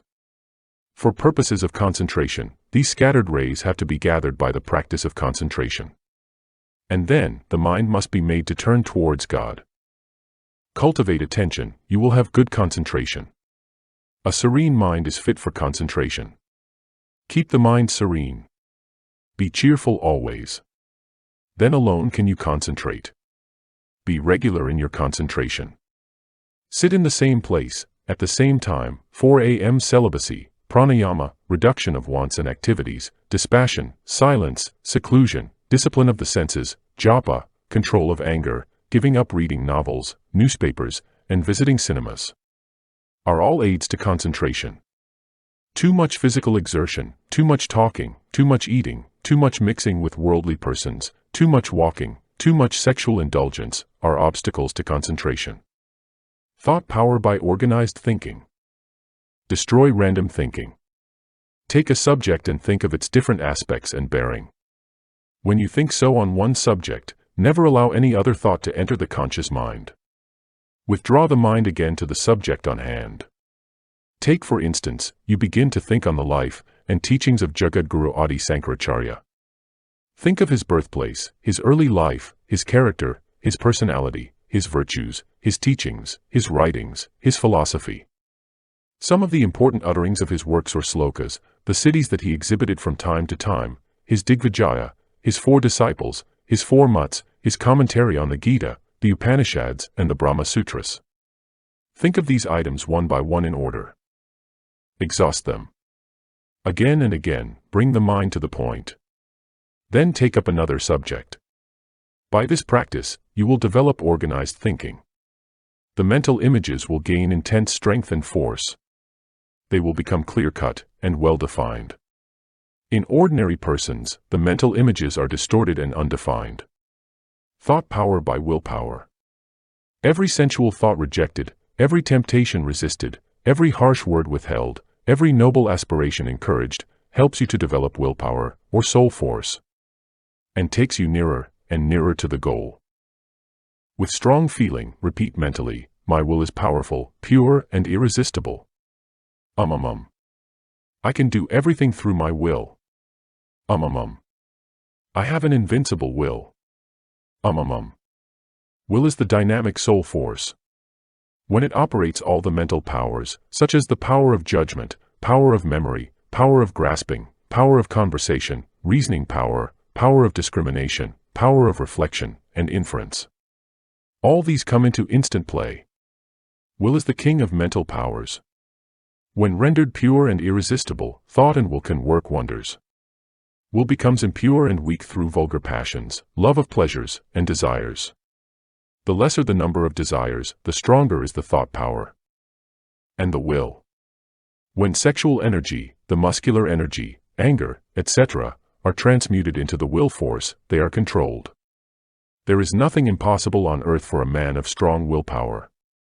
When you give up an old habit of drinking coffee, you have controlled to a certain extent the sense of taste. Destroyed one vasana, and have eliminated the craving for it. As there is freedom from the efforts to procure coffee, and also from the habit of taking it, you will gain some peace. The energy involved in the hankering for coffee, and which was agitating you, will now be converted into the power of will. By this conquest over one desire, you gain willpower. And if you conquer some 15 such desires, your willpower will be 15 times stronger and more powerful. And this conquest, by imparting strength to the will help you conquer other desires too. Unruffled state of the mind, poise, cheerfulness, inner strength, capacity to turn out difficult works, success in all undertakings, power to influence people, a magnetic and dynamic personality, magnetic aura on the face, sparkling eyes, steady gaze, powerful voice, magnanimous gait, unyielding nature, fearlessness, etc., are some of the signs or symptoms that indicate that one's will is growing. Simple prescriptions for clear thinking. The mental images of the common man are generally very distorted. He does not know what deep thinking is. His thoughts run riot. There is a great deal of confusion in his mind, sometimes. It is only thinkers, philosophers, and yogins who have well-defined, clear-cut, mental images. They can be seen through clairvoyance very vividly. Those who practice concentration and meditation develop strong, well-formed mental images. Most of your thoughts are not well-grounded. They come and slip away. They are, therefore, vague and indefinite. The images are not clear, strong, and well-defined. You will have to reinforce them by clear, continuous, and deep thinking. Through vikara, ratiocination, jnana, or deep reflection and meditation, you will have to make the thoughts settle down and crystallize into a definite shape. Then the philosophical idea will become firm. Through right thinking, reasoning, introspection, and meditation, you will have to clarify your ideas. Then confusion will vanish. The thoughts will get settled and well-grounded. Think clearly. Clarify your ideas again and again. Introspect in solitude. Purify your thoughts to a considerable degree. Silence the thoughts. Don't allow the mind to bubble. Let one thought wave rise and settle down calmly. Then allow another thought to enter. Drive off all extraneous thoughts that have no connection with the subject matter. You are handling at the present moment. Sadhana for deep and original thinking. Most of us do not know what right thinking is. Thinking is shallow in the vast majority of persons. Deep thinking is given to few. Thinkers are very few in this world. Deep thinking needs intense sadhana, practice. It takes innumerable births for the proper evolution of the mind. Then only can it think deeply and properly. Independent and original thinking is resorted to by the Vedantins. Vedantic sadhana, jnana, reflection, demands a sharp intellect. Hard thinking, persistent thinking, clear thinking, thinking to the roots of problems, to the very fundamentals of the situation, to the very presuppositions of all thoughts and being, is the very essence of Vedantic sadhana. You will have to abandon an old idea, however strong and ingrained it may be, when you get a new elevating idea in its stead. If you have no courage to face the results of your thinking, to swallow the conclusions of your thinking, whatever they may mean to you personally, you should never take the trouble to philosophize. Take up to devotion. Meditation for applied and sustained thinking. Being a great force, thought carries tremendous power. It becomes a matter of great moment to know how to use this power in the highest possible way and to the greatest possible effect. This can best be done by the practice of meditation. Applied thinking applies the mind to the object, and sustained thinking keeps it continually engaged. Rapture brings about the expanding and bliss of the developing mind, whose motives for non-distraction have been accomplished by those two kinds of thinking. Meditation can arise when applied, and sustained thinking, rapture, bliss, and collectedness of mind arise. Acquire creative thought power. Thought is a vital living force. The most vital, subtle, and irresistible force that exists in the universe. Thoughts are living things, they move. They possess form, shape, color, quality, substance, power, and weight. Thought is the real action, it reveals itself as a dynamic force. A thought of joy creates sympathetically a thought of joy in others. The birth of a noble thought is a potent antidote to counteract an evil thought. Through the instrumentality of exercised positive thought, we come to acquire creative power. Develop individuality, resist suggestions. Do not be easily influenced by the suggestions of others. Have your own sense of individuality. A strong suggestion, though it does not influence the subject immediately, will operate in due course. It will never go in vain. We all live in a world of suggestions. Our character is daily modified unconsciously by association with others. We unconsciously imitate the actions of those whom we admire. We daily absorb the suggestions of those with whom we come in daily contact. We are acted upon by these suggestions. A man of weak mind yields to the suggestions of a man of strong mind. The servant is always under the influence of the suggestions of his master. The wife is under the influence of the suggestions of her husband. The patient is under the influence of the suggestions of the doctor. The student is under the influence of the teacher. Custom is nothing but the product of suggestion. The dress that you put on, the manners, the behavior, and even the food that you eat, are all the outcome of suggestions only. Nature suggests in various ways. The running rivers, the shining sun, fragrant flowers, the growing trees, are all incessantly sending you suggestions. Supernormal powers by thought discipline. A powerful occultist hypnotizes the whole audience collectively, through his power of concentration and will, and performs the rope trick. He throws a red rope in the air, gives suggestion to the onlookers that he will climb in the air through this rope, and disappears from the platform in the twinkling of an eye. But nothing is recorded when a photograph is taken. Understand and realize the powers of thought. Unfold the hidden powers or occult faculties. Close the eyes. Concentrate. Explore the higher regions of the mind.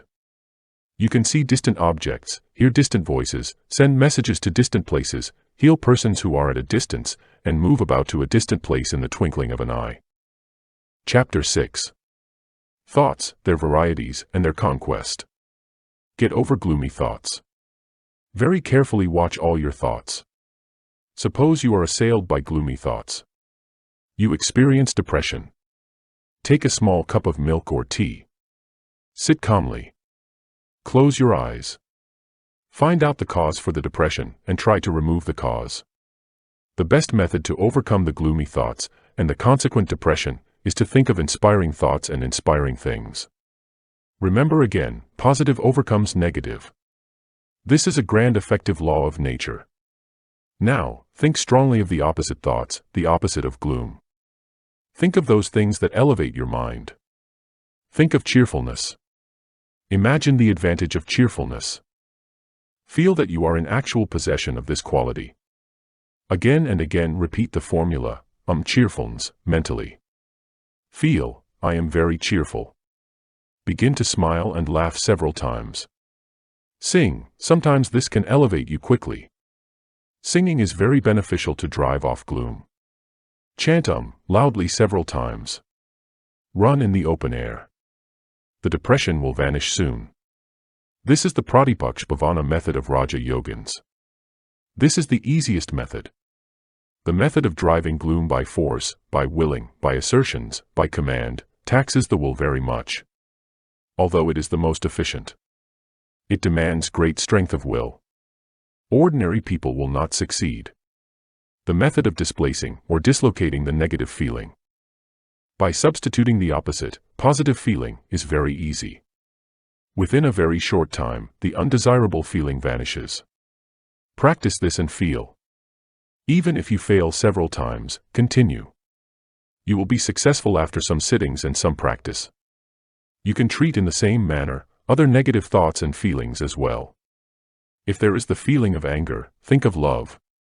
If there are thoughts of jealousy, think of the advantages of charitableness and magnanimity. If there are thoughts of gloom, then think of some inspiring scenery that you saw some time ago, or recall to mind some inspiring passage. If there is harshness of heart, think of mercy. If there is lust, think of the advantage of celibacy. If there is dishonesty, think of honesty, integrity. If there is miserliness, think of generosity and generous persons. If there is infatuation or moha, think of discrimination and atmic vikara. If there is pride, think of humility. If there is hypocrisy, think of frankness and its invaluable advantages. If there is jealousy, think of nobility and magnanimity. If there is timidity, think of courage, and so on. You will drive off the negative thoughts and feelings, and will be established in a positive state. Practice of a continued type is essential. Be careful in the selection of your companions. Talk very little. And that, too, on useful matters. Victory over intrusive thoughts. In the beginning of your practice of thought control, you will experience great difficulty. You will have to wage war with them. They will struggle their level best for their own existence. They will say, we have every right to remain in this palace of mind. We have a sole monopoly from time immemorial to occupy this area. Why should we vacate our dominion now? We will fight for our birthright till the end. They will pounce upon you with great ferocity. When you sit for meditation only, all sorts of evil thoughts will crop up. As you attempt to suppress them, they want to attack you with redoubled force and vigor. But positive always overcomes the negative. Just as darkness cannot stand before the sun, just as the leopard cannot stand before the lion. So also, all these dark negative thoughts, these invisible intruders, enemies of peace, cannot stand before the sublime divine thoughts. They must die by themselves. Drive away obnoxious thoughts. Drive away from your mind all unnecessary, useless, and obnoxious thoughts. Useless thoughts impede your spiritual growth. Obnoxious thoughts are stumbling blocks to spiritual advancement. You are away from God when you entertain useless thoughts. Substitute thoughts of God. Entertain only thoughts that are helpful and useful. Useful thoughts are the stepping stones to spiritual growth and progress. Do not allow the mind to run into the old grooves and to have its own ways and habits. Be on the careful watch. If a pebble in our boot torments us, we expel it. We take off the boot and shake it out. Once the matter is fairly understood, it is just as easy to expel an intruding and obnoxious thought from the mind. About this, there ought to be no doubt, no two opinions. The thing is obvious, clear, and unmistakable. It should be as easy to expel an obnoxious thought from your mind as it is to shake a stone out of your shoe. And, till a man can do that, it is just nonsense to talk about his ascendancy and conquest over nature. He is a mere slave and prey to the bat-winged phantoms that flit through the corridor of his brain. Master worldly thoughts. Worldly thoughts will trouble you a lot in the beginning of your new life of thought culture. They trouble you also when you take to the practice of meditation and spiritual life. But, if you are regular in your cultivation of spiritual thoughts and in your meditation, these worldly thoughts will gradually die by themselves. Meditation is a fire to burn these thoughts. Do not try to drive all worldly thoughts. Entertain positive thoughts concerning the object of your meditation. Positively think of the lofty things. Watch your mind always very carefully. Be vigilant. Be on the alert. Do not allow waves of irritability, jealousy, anger, hatred, lust to rise from the mind. These dark waves and worldly thoughts are enemies of meditation, peace, and wisdom. Conquer them immediately by entertaining sublime divine thoughts. Worldly thoughts that have arisen may be destroyed by originating good thoughts and maintaining them. By repeating any mantra or the name of the Lord. By thinking on any form of the Lord, by practice of pranayama, by singing the name of the Lord, by doing good actions, by thinking on the misery that arises from the worldly thoughts. When you attain a state of purity, no worldly thoughts will take their rise in your mind. Just as it is easy to check the intruder or enemy at the gate, so also it is easy to overcome a worldly thought as soon as it rises. Nip it in the bud. Do not allow it to strike a deep root. Conquer impure thoughts. When you are very busy in your daily work, you may not harbor any impure thought. But when you take rest and leave the mind blank, the impure thoughts will try to enter insidiously. You must be careful when the mind is relaxed. Thoughts gain strength by repetition. If you entertain an impure thought or good thought once, this impure thought or good thought has a tendency to recur again. Thoughts crowd together just as the birds of the same feather flock together. So also, if you entertain one impure thought, all sorts of impure thoughts join together and attack you. If you entertain any good thought, all good thoughts join together to help you. Subdue negative thoughts. Learn to subdue, to purify, to order all your thoughts. Fight against all negative thoughts and doubts. Let sublime divine thoughts come to you from every side. Thoughts of depression, failure, weakness, darkness, doubts, fear, etc. are negative thoughts. Cultivate positive thoughts of strength, confidence, courage, cheerfulness. The negative thoughts will disappear. Fill the mind with divine thoughts by japa, prayer, dhyana, and study of holy books. Be indifferent to all negative and undivine thoughts. They will pass away. Do not struggle with them. Pray to God for strength. Read the lives of saints. Study the Bhagavata and the Ramayana. All devotees have passed through similar ordeals. So, take heart. Overcome habitual thoughts.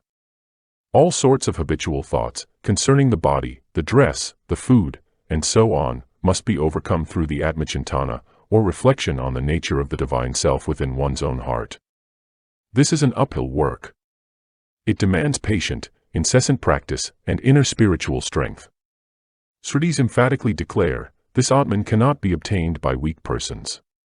Sincere aspirants dedicate their whole being to contemplation of the eternal, having withdrawn their affection from the world of sense objects. Those who have destroyed the vasanas and host of habitual thoughts will enjoy their final beatitude in the Brahmic seat, replete with trust, quiescence, and equality. They will have equal vision over all. This mischievous and powerful mind generates all pains and all fears, all sorts of diversities, heterogeneity, distinctions, and dualities, and destroys all noble, spiritual wealth. Slay this troublesome mind. When the seen and the sight merge into one another in the seer, then is the experience of Ananda, bliss. This is Turiya state. Then one sees the illimitable jnana, Atman only everywhere. All sorts of distinctions and dualities vanish now entirely. Thoughts of attraction and thoughts of repulsion, likes and dislikes, ragadvesha are annihilated in toto. Then, the sage will not be conscious of the existence of the body, though working in it. He will never lose his control even amidst the many illusions of the world. Like a woman who performs her household duties, whilst her mind is engrossed in her paramour at a distance. The sage will always center his mind on Brahman. May you always be performing only those virtuous actions that will help you in the attainment of jnana, without any thought of worldly prosperity in the future. May you live drowned in the ocean of Brahmic delight, in a state of full illumination, having destroyed all dualities, distinctions, and differences. Triumph over unimportant thoughts. Do not try to drive away the unimportant and irrelevant thoughts. The more you try, the more they will return, the more they will gain strength. You will tax your energy and will become indifferent. Fill the mind with divine thoughts. They will gradually vanish. Get yourself established in nirvikalpa samadhi through constant meditation. Removal of tension in the muscles of the body brings repose and calmness to the mind. By relaxation, you give rest to the mind, tired nerves, and the overworked muscles. You will get immense peace of mind, strength, and vigor. When you practice relaxation of either body or mind, the brain should not be occupied with various sorts of loose extraneous thoughts.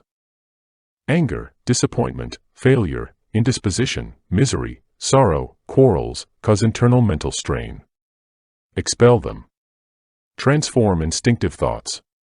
Thinking is of four kinds, viz., symbolic thinking, instinctive thinking, impulsive thinking, and habitual thinking.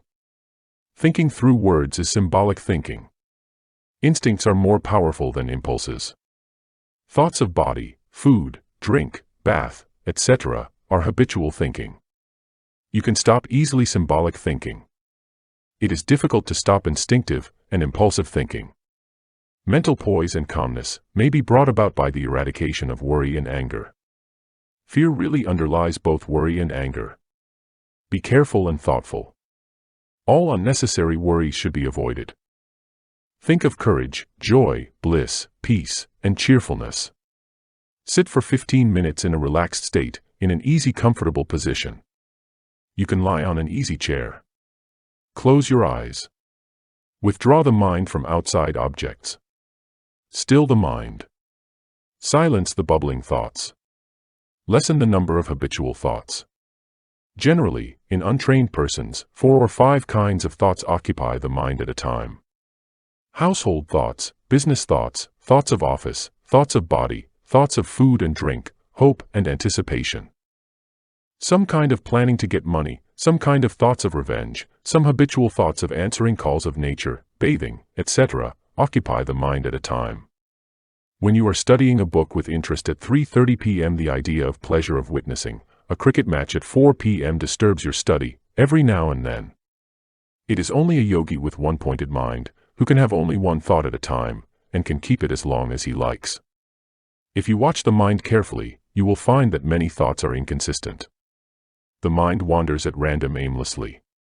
There will be some thoughts of the body and its wants, some thoughts of friends, some thoughts of acquiring money, some thoughts of eating and drinking, some thoughts of your boyhood, etc. If you can study the mind, and if you have consistent thoughts of one subject, or one kind only to the exclusion of all other thoughts, this itself is a very great achievement. Is a great step in advancement in thought control. Do not be discouraged. Gather inspirational thoughts. The goal of life is the attainment of divine consciousness. This goal is the realization that you are neither this perishable body, nor the changing and finite mind, but you are all pure, ever-free Atman. Remember always this inspiring thought, Ahonitya Sasvatoyam Purano, unborn, eternal, permanent is this ancient one. This is your real nature. You are not this little passing personality, hooked onto a name and form. You are not Ramaswamy or Mukherjee or Mehta or Matthew or Gard or Apta. You have only fallen into this little delusion, by an accident through some passing cloud of ignorance. Awake and realize that you are pure Atman. There is another wonderful Upanishadic inspirational thought.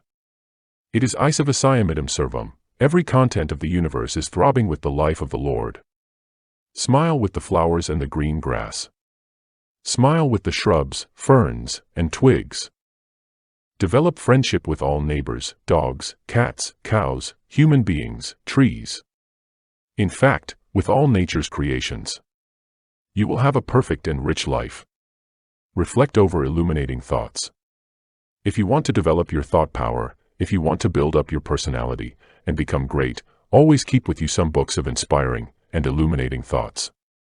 Read them over and over again, until they become part of your daily action and living. Here is a list of some illuminating thoughts, for reflection. 1. A clean conscience makes a stout heart, and a strong mind. 2. Poverty is the elder brother of laziness. 3. Knowledge of the self is the greatest treasure. Meditation is the key to knowledge. Right thoughts for wrong thoughts. Thoughts of passion and lust should be conquered by an earnest practice of brahmacharya. By intense aspiration to realize the truth, to know God, by meditating on the great advantages of purity.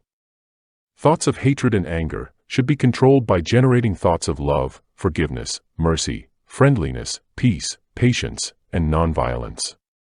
Pride and thoughts connected with pride must be controlled by a systematic mental examination of the value of cultivating humility. Thoughts of greed, grabbing, and possessiveness should be dispelled by pursuit of honesty, disinterestedness, generosity, contentment, and non-covetousness. Nobility and magnanimity. Complacency and greatness of heart will help you get over all thoughts of narrowness, jealousy, meanness. Delusion and infatuation are best conquered by the development of discrimination. Vanity is overcome by a many-sided simplicity, arrogance by politeness. The gamut of thoughts. There are various kinds of thoughts. There are instinctive thoughts. There are visual thoughts. There are auditory thoughts, thinking in terms of hearing. There are symbolic thoughts, thinking in terms of symbols. Some thoughts are habitual. There are kinesthetic thoughts, thinking in terms of movement, as in playing a game. There are emotional thoughts. Thoughts change from the visual stage to auditory stage, and from auditory to kinesthetic. There is intimate connection between thinking and respiration, as there is close relation between mind and prana. When the mind is concentrated, breathing becomes slow. If one thinks fast, the respiration also becomes fast. There is a thought-reading machine, known as psychograph, which registers correctly the type of thoughts. Mean thoughts and moral development. Uncontrolled thoughts are the roots of all evils. Each thought by itself is extremely weak, because the mind is generally distracted by countless and ever-varying thoughts. The more the thoughts are restrained, the more is the mind concentrated. And consequently, the more does it gain in strength and power. It demands patient work to destroy mean and base thoughts. But the entertainment of sublime thoughts is the easiest and rapid method of destroying base thoughts. Ignorant of the laws of thoughts, the worldly-minded individual falls a prey to all sorts of thoughts. Thoughts of hatred, anger, revenge, lust, and grows weak-willed, deficient in powers of discernment, and slave of the adverse, subtle workings of the mind. The best method of gaining mental power is by entertaining sublime, noble, and good thoughts. And through their aid, controlling the dissipative, distractive, diversifying, worldly, and base thoughts. When all evil thought harasses the mind, the best method of conquering it is by ignoring it. How can we ignore an evil thought? By forgetting it. How can we forget? By not indulging in it again. And also by not brooding over it. How can we prevent the mind from indulging in it again? Or brooding over it? By thinking of something very interesting, something sublime and inspiring. Ignore, forget, think of something inspiring. These three constitute the great sadhana for establishing mastery over evil thoughts. Chapter 7. Positive Methods for Thought Control. Thought control by practice of concentration. Silence the bubbling thoughts. Calm the surging emotions. Concentrate on a concrete form in the beginning. Concentrate on a flower, on the form of Lord Buddha, on any dream picture, on the effulgent light of the heart, on the picture of any saint, or your Ishtadevata. Have 3 or 4 sittings, early morning, 8 a.m., 4 p.m., and 8 p.m. Devotees concentrate on the heart, Raja Yogins on Trikuti, the seat of the mind, Vedantins on the Absolute. Trikuti is the space between the eyebrows. You can also concentrate on the tip of the nose, the navel, or the Muladhara, below the last vertebra of the spinal column. When irrelevant thoughts enter the mind, be indifferent. They will pass away. Do not drive them forcibly. They will persist and resist. It will tax your will. They will enter with redoubled force. But substitute divine thoughts. Irrelevant thoughts will gradually fade out. Be slow and steady in the practice of concentration. Concentration is practiced for stopping the modification of the mind. Concentration is holding the mind to one form or object for a long time. To remove the tossing of the mind, and various other obstacles which stand in the way of one-pointedness, the practice of concentration on one thing alone should be made. Concentration is opposed to sensuous thoughts and desires, bliss to flurry and worry, sustained thinking to perplexity, applied thinking to sloth and torpor, rapture to ill will. It is easy to concentrate the mind on external objects. The mind has a natural tendency to go outwards. Keep the picture of Sri Krishna, Rama, Narayana, Devi, or Lord Jesus or any picture, in front of you. Look at it steadily without winking. Gaze at the head, then at the body, then at the legs. Repeat the same process again and again. When your mind calms down, look at a particular spot only, then close the eyes and mentally visualize the picture. You should be able to visualize the picture very clearly even in its absence. You will have to call up the mental picture at a moment's notice. Keep it there steadily for some time. This is concentration. You will have to practice this daily. If you want to increase your power of concentration, you will have to reduce your worldly desires and activities. You will have to observe silence every day for some hours. Then only can the mind concentrate very easily and without difficulty. In concentration, you will have only one thought or wave in the mind lake. The mind assumes the form of only one object. All other operations of the mind are suspended. Thought control by a positive attitude. Try to acquire the power of closing yourself against detrimental or undesirable thoughts and influences. By making yourself positive by a particular attitude of the mind. By so doing, you may be receptive to all higher impulses of the soul within, and to all higher forces and influences from without. Make a suggestion to yourself: I close myself. I make myself positive to all things below, and open and receptive to all higher influences, to all things above. By taking this attitude of the mind, consciously, now and then, it soon becomes a habit. All the lower and undesirable influences from both the seen and the unseen sides of life are closed out, while all higher influences are invited. And, in the degree that they are invited, they will enter. In the mind, there is doubt, there is reality also. A doubt arises whether there is a God or not. This is termed samsayabhavana. Another doubt crops up whether I can realize Brahman or not. Then another voice tells, God or Brahman is real. He is a solid, concrete reality as an amulaka fruit in my hand. He is a mass of knowledge and ananda, prajnanagana, chidgana, anandagana. I can realize. We have clearly understood something. And these ideas are well grounded and ingrained. Some ideas are hazy and not firm. They come and go. We will have to cultivate ideas and ground them till they are firmly fixed and implanted. Clarification of ideas will remove perplexity and confusion in the mind. When a doubt arises, whether there is God or not, whether I will succeed in self-realization or not, it must be dispelled by well-directed suggestions and affirmations such as, "It is true, I will succeed. There is no doubt of this.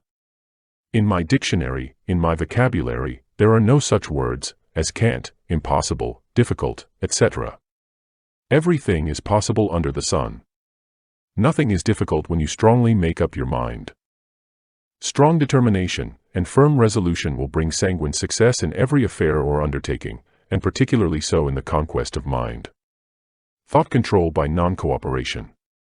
Non-cooperate with the mind in its evil wanderings. Gradually, the mind will come under your control. Here is the practical method to non-cooperate with the mind. If the mind says, "I must eat today sweetmeats," say unto the mind, "I will not cooperate with you today. I will not eat sweetmeats. I will eat only bread and dal." If the mind says, "I must go to cinema," say unto the mind, "I will attend the satsanga of Swami Sivananda, and hear his discourses on the Upanishads." If the mind says, "I must wear a silk shirt," say unto the mind, "I will not wear in future any silk clothing, I will wear only cotter." This is the method to non-cooperate with the mind. Non-cooperation with the mind is swimming against the sensual currents. The mind will be thinned out, and gradually it will become your obedient servant. You will gain mastery over the mind. The self-controlled man, moving among the objects with senses under restraint, and free from attraction and repulsion, attains to peace. The mind and the senses are naturally endowed with the two currents of attraction and repulsion. Therefore, the mind and the senses like certain objects, and dislike certain other objects. But the disciplined man moves among the sense objects with a mind and senses, free from attraction and repulsion. Mastered by self, and attains the peace of the eternal. The disciplined self has a very strong will. Therefore, the senses and mind obey his will. The disciplined self takes only those objects, which are quite necessary for the maintenance of the body, without any love or hatred.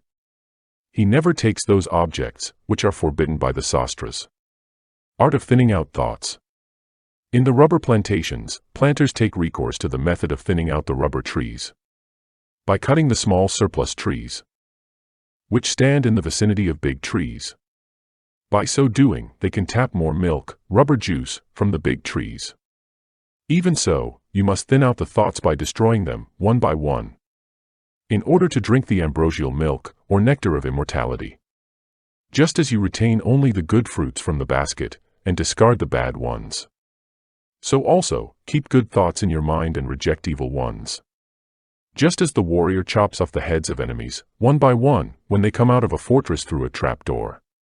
So also, chop off the thoughts, one by one, when they emerge out through the trap door, to the surface of the mind.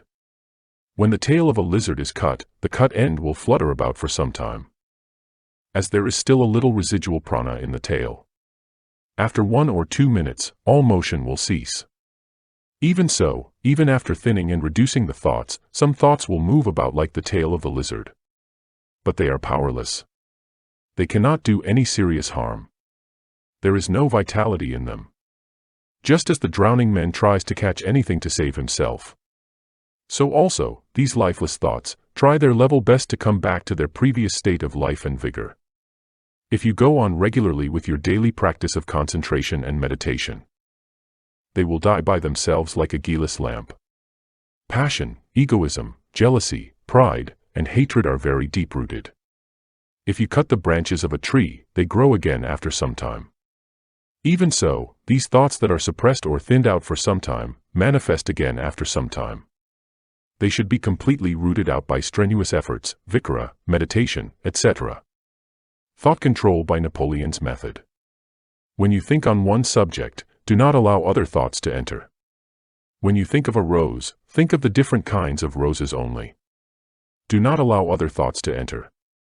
When you think of mercy, and mercy only. Do not think of forgiveness and tolerance. When you study the Gita, do not think of tea or a cricket match. Be wholly occupied with the subject on hand.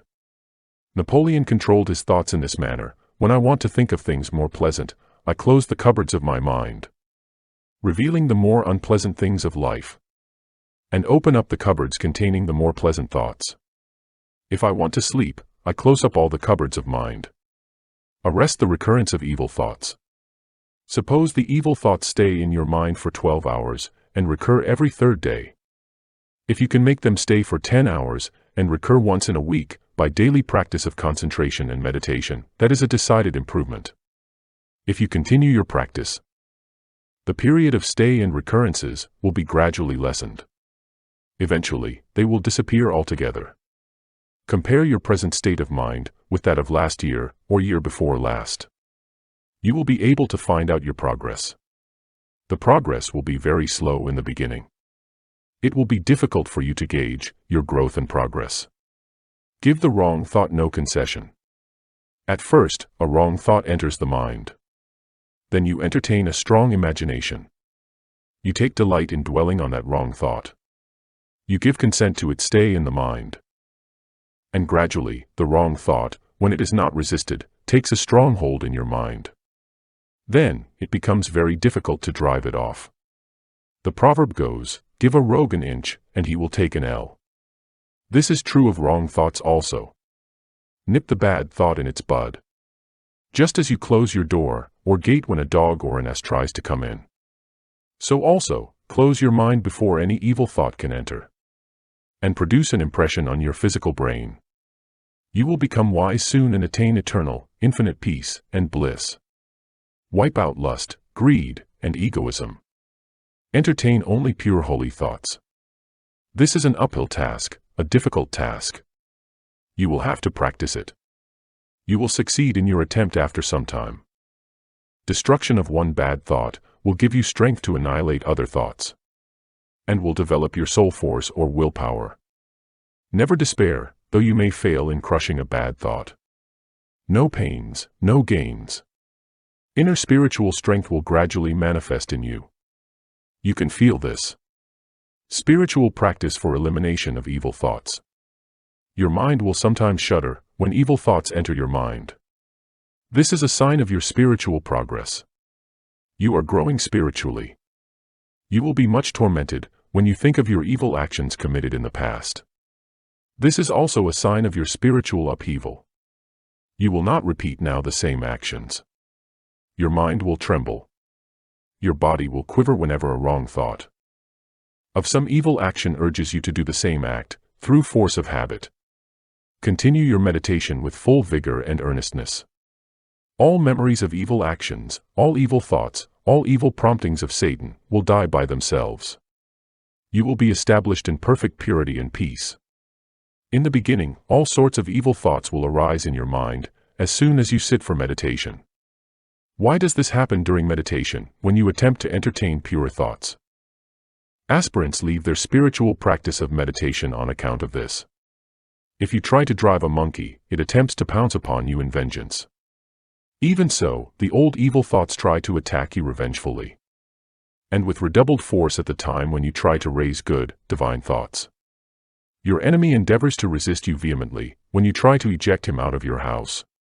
There is a law of resistance in nature. The old evil thoughts assert and say, "Oh man, do not be cruel. You have allowed us to stay in your mental factory from time immemorial. We have every right to abide here. We have helped you up to this time in all your evil actions. Why do you want to oust us from our dwelling place? We will not vacate our abode. Do not be discouraged. Go on with your practice of meditation regularly. These evil thoughts will be thinned out. Eventually they will all perish. Positive always overcomes negative. This is the law of nature. Negative evil thoughts cannot stand before positive good thoughts. Courage overcomes fear. Patience overcomes anger and irritability. Love overcomes hatred. Purity overcomes lust.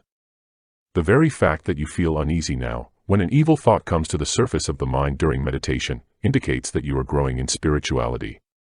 In the past, you consciously harbored all sorts of evil thoughts. You welcomed and nourished them. Persist in your spiritual practices. Be tenacious and diligent. You are bound to succeed. Even a dull type of aspirant will notice a marvelous change in him if he keeps up the practice of japa and meditation for 2 or 3 years in a continuous stream. Now he cannot leave the practice. Even if he stops his practice of meditation for a day, he will actually feel that he has lost something on that day. His mind will be quite uneasy. Best remedies for evil thoughts. When the mind is vacant, evil thoughts try to enter. Evil thinking is the beginning or starting point of adultery. Through a lustful look only, you have already committed adultery in the heart. Mental actions are the real actions. Remember this.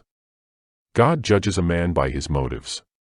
Worldly people judge a man by his external physical actions. You will have to look to the motive of the man. Then you will not be mistaken. Keep the mind fully occupied. Then evil thoughts will not enter. An idle brain is the devil's workshop.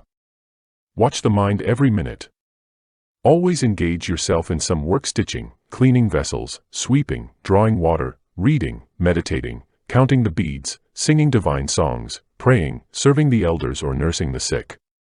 Avoid loose talk and gossip.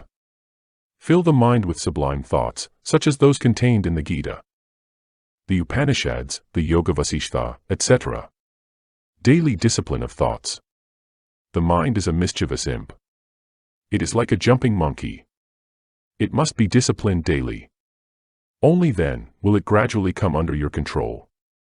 It is only by the practical training of your mind that you can prevent bad thoughts and actions from arising, and can ward off bad thoughts and actions that have arisen from recurrence. It is only by practical training of your mind that you can encourage good thoughts and actions to arise, and can sustain good thoughts and actions when they have arisen. Here is a beautiful daily exercise for mental relaxation.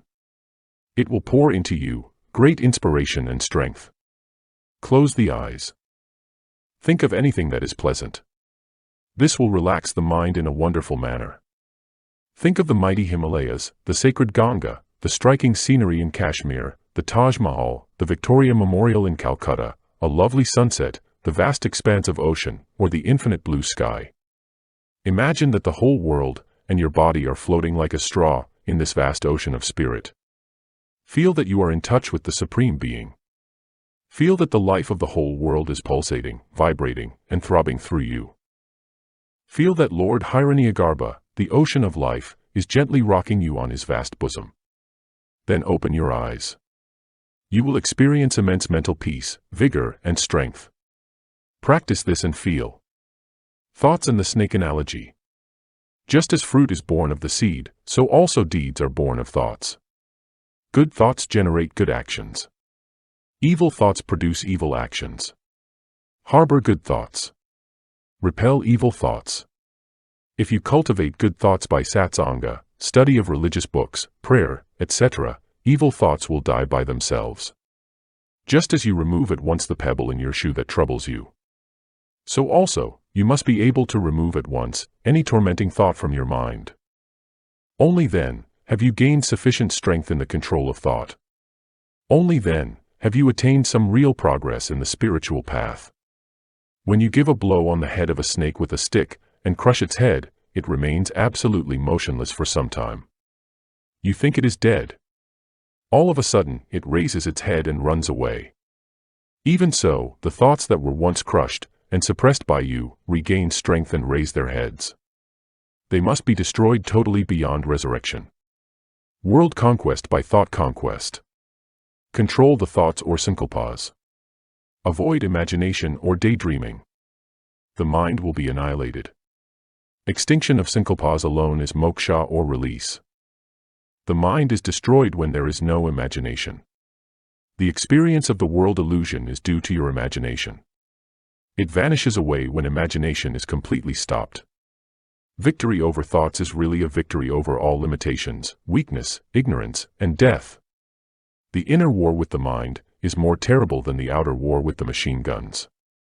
Conquest of thoughts is more difficult than the conquest of the world by the force of arms. Conquer your thoughts, and you would conquer the world. Form a divine channel for thought force. Thoughts generally flow with ease towards external objects. The mind can very easily think of worldly objects. It is its svabhava. Mental force can easily flow in the old grooves and avenues of mundane thoughts. It finds it extremely difficult to think of God. It is an uphill work for a samsaric mind of Vyavahara. The difficulty in weaning the mind from worldly thoughts, from external objects, and fixing it on God, is the same as in making the Ganga flow towards Gangotri, instead of its natural flow towards Gangasagar. It is like rowing against the current of the Yamuna. Still, through strenuous efforts and tyaga, it must be trained to flow towards God, much against its will. If you want to free yourself from birth and death, there is no other go if you want to escape from worldly miseries and tribulations. Role of vigilance in thought control. It is very difficult to fix the mind on one thought in the beginning. Diminish the number of thoughts. Try to think of only one subject. If you think of rose, you can have all sorts of thoughts connected with rose only. You can think of different kinds of roses that are grown in different parts of the world. You can think of the various preparations that are made out of roses and their uses. You can allow even thoughts of other kinds of flowers to enter. But do not entertain thoughts of fruits and vegetables. Check the aimless wandering state of the mind. Do not have thoughts at random when you think of rose. Gradually, you can fix the mind on one thought only. You will have to discipline the mind daily. Eternal vigilance is needed in thought control. Watch and spiritualize your thoughts. Watch the thoughts. Control the thoughts. Be a witness of your thoughts. Rise above thoughts and dwell in that pure consciousness where there is no thought. The subtle impressions, tendencies, desires, and passions lying in the depths of the subconscious have a tremendous effect on your conscious life. They should be purified and sublimated. They must be given a spiritual turn. Hear what is auspicious. Behold what is auspicious. Think what is auspicious. Talk what is auspicious. Meditate what is auspicious. Understand what is auspicious. Know what is auspicious. Fear, strong dislike, buried hatred, prejudice, intolerance, anger, lust. Disturb the action of the subconscious mind. Cultivate virtues. Purify and strengthen the subconscious mind. Desire, greed, etc., enslave and obscure the mind, which must be freed and restored to its pristine purity, to reflect truth and practice meditation. The lower impulses belong to the physical body and the mental plane. When the mind does not function owing to the absence of vasanas, mental impressions and subtle desires, then arises the state of manonasa, or annihilation of the mind. Chapter 8. The Patterns of Thought Culture. Discrimination and Inner Mental Culture. Whenever desires crop in your mind, do not try to fulfill them. Reject them through discrimination, right inquiry, and dispassion. You will get tranquility of mind and mental strength by constant practice. The mind is thinned out. The mind is checked directly from wandering. Its outgoing tendencies are curbed. If the desires are eradicated, the thoughts also will die by themselves. The mind is detached from the manifold sense objects by continually observing their defects and is fixed on Brahman. In the practice of Sama, the 5 jnanendriyas or organs of knowledge, viz., ear, skin, eye, tongue, and nose, are also controlled. Sama is serenity of mind produced by the constant eradication of vasanas or desires, unwholesome thoughts and self-watchfulness. Fully realize for yourself the grave and ruinous consequences of evil thoughts. This will set you on your guard when the evil thoughts would come. The moment they come, exert yourself or divert the mind to some other object of divine thoughts, prayer or japa. A real earnestness to drive away the evil thoughts will keep you on the alert so much, so that even if they appear in dream, you will at once wake up. Should the enemy appear when you are awake, it will not be very difficult for you to cope with him, if only you are sufficiently watchful. You must be saved from the malformation and the miscarriage of your mind. Mind is like a playful child. The clement energies of the mind must be bent to become the passive channels for the transmission of truth. The mind must be filled with sattva, purity. It should be trained to think of truth or God, constantly. If you want rapid progress in the spiritual path, watch every thought. A vacant mind is ever distressed. It is the devil's workshop. Be thoughtful. Keep guard over your mind. Watch every impulse and thought. Spiritualize or sublimate your instincts. Evil thought is the most dangerous thief. Slay this thief with the sword of wisdom. Generate daily new divine vibrations or thought waves in your mind. Make your thought pure, strong, sublime, and definite. You will gain immense spiritual strength and peace. Every thought must be constructive and noble. Thoughts are only refractions. Slay all thoughts. Go thou within to the light of lights. If you wish to attain self-realization, imagination and speculation must stop. Purify and control the emotions. Beneath your conscious life, there is a very wide region of subconscious life. All habits originate from the subconscious plane. Subconscious life is more powerful than your ordinary life of objective consciousness. Through the practice of yoga, you can modify, control, and influence the subconscious depths. Take one evil trait. Meditate on its opposite virtue every morning. Practice it during the day. The evil quality will vanish soon. Meditate on mercy in the morning and practice it during the day. You will soon develop mercy. If evil thoughts enter your mind once in a month, instead of thrice weekly, remember that evil thinking is the beginning of adultery. If you become angry once in a month, instead of once weekly, that is a sign of progress. That is a sign of your increased willpower. That is a sign of growing spiritual strength. Be of good cheer. Keep a diary of spiritual progress. Self-development by yogic thought culture. The superphysical phenomena occurring in the practice of yoga, and the practitioner's experience on subtler planes, are viewed with suspicion and regarded as mere oriental magic. Yoga is neither fanciful nor does it contain anything abnormal. It aims at the integral development of all faculties in man. It is the time-tested, rational way to a fuller and more blessed life. That will naturally be followed by one and all in the world of tomorrow. All methods of yoga have ethical training and moral perfection as their basis. The eradication of vices and the development of certain virtues form the first step in the ladder of yoga.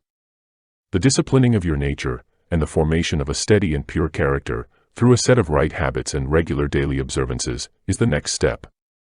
Upon this firm foundation of a well-established and virtuous moral character is built the further structure of yoga. Thought culture by the method of substitution. The substitution method is very easy and effective in the destruction of evil thoughts.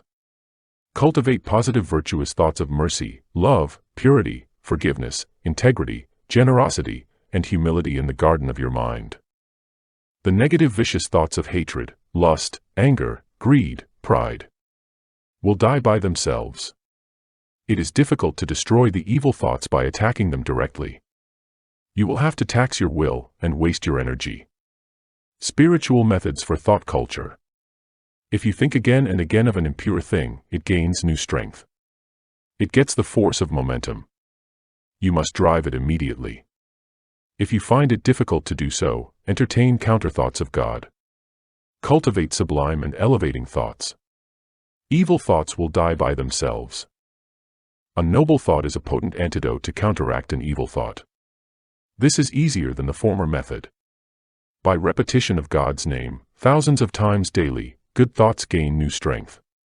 By repeating Aham Brahma Asmi 1,000 times daily, the idea that you are the spirit, Atman, becomes stronger. The idea that you are the body becomes weaker and weaker. If evil thoughts enter your mind, don't use your will force in driving them. You will lose your energy only. You will tax your will only. You will fatigue yourself. The greater the efforts you make, the more the evil thoughts will return with redoubled force. They will return more quickly also. The thoughts will become more powerful. Be indifferent. Keep quiet. They will pass off soon. Or substitute good counter-thoughts, Pratipaksh Bhavana method. Or think of the picture of God, and the mantra again and again forcibly. Or pray. The importance of thought culture. Thought culture is a vital subject. Very few people know this art or science. Even the so-called educated people are unaware of this fundamental education. All are victims of random thinking. All sorts of loose thoughts of diverse kinds come and go in the mental factory. There is neither rhythm nor reasoning. There is neither concord nor discipline. All is in a state of utter chaos and confusion. There is no clarification of ideas. You cannot think of one subject even for 2 minutes in an orderly and systematic manner. You have no understanding of the laws of thoughts and the laws of the mental plane. There is a perfect menagerie inside. All sorts of sensual thoughts fight amongst themselves to enter the mind of a sensualist and gain the upper hand. The eye indriya struggles to bring its own thoughts. It wants to have sightseeing. The ear indriya wants to bring only base thoughts, lustful thoughts, thoughts of hatred, jealousy, and fear. Many cannot entertain a single, sublime, divine thought even for a second. Their minds are so framed that the mental energy runs in sensual grooves. The battle of thoughts. In the beginning of thought culture, there is internal fight between pure and impure thoughts. The impure thought tries to enter the mental factory again and again. It asserts, "O little man, you gave me shelter in the beginning. You welcomed me before. You gave me a cordial reception. I have every right to remain in the lowlands of your mind, in your instinctive passionate mind. Why are you cruel towards me? I only gave you a push or stimulus in taking you to restaurants and hotels, cinemas and theaters, ballrooms and bars. You had a variety of enjoyments through me alone. Why are you ungrateful to me now? I will resist. Persist, and recur again and again.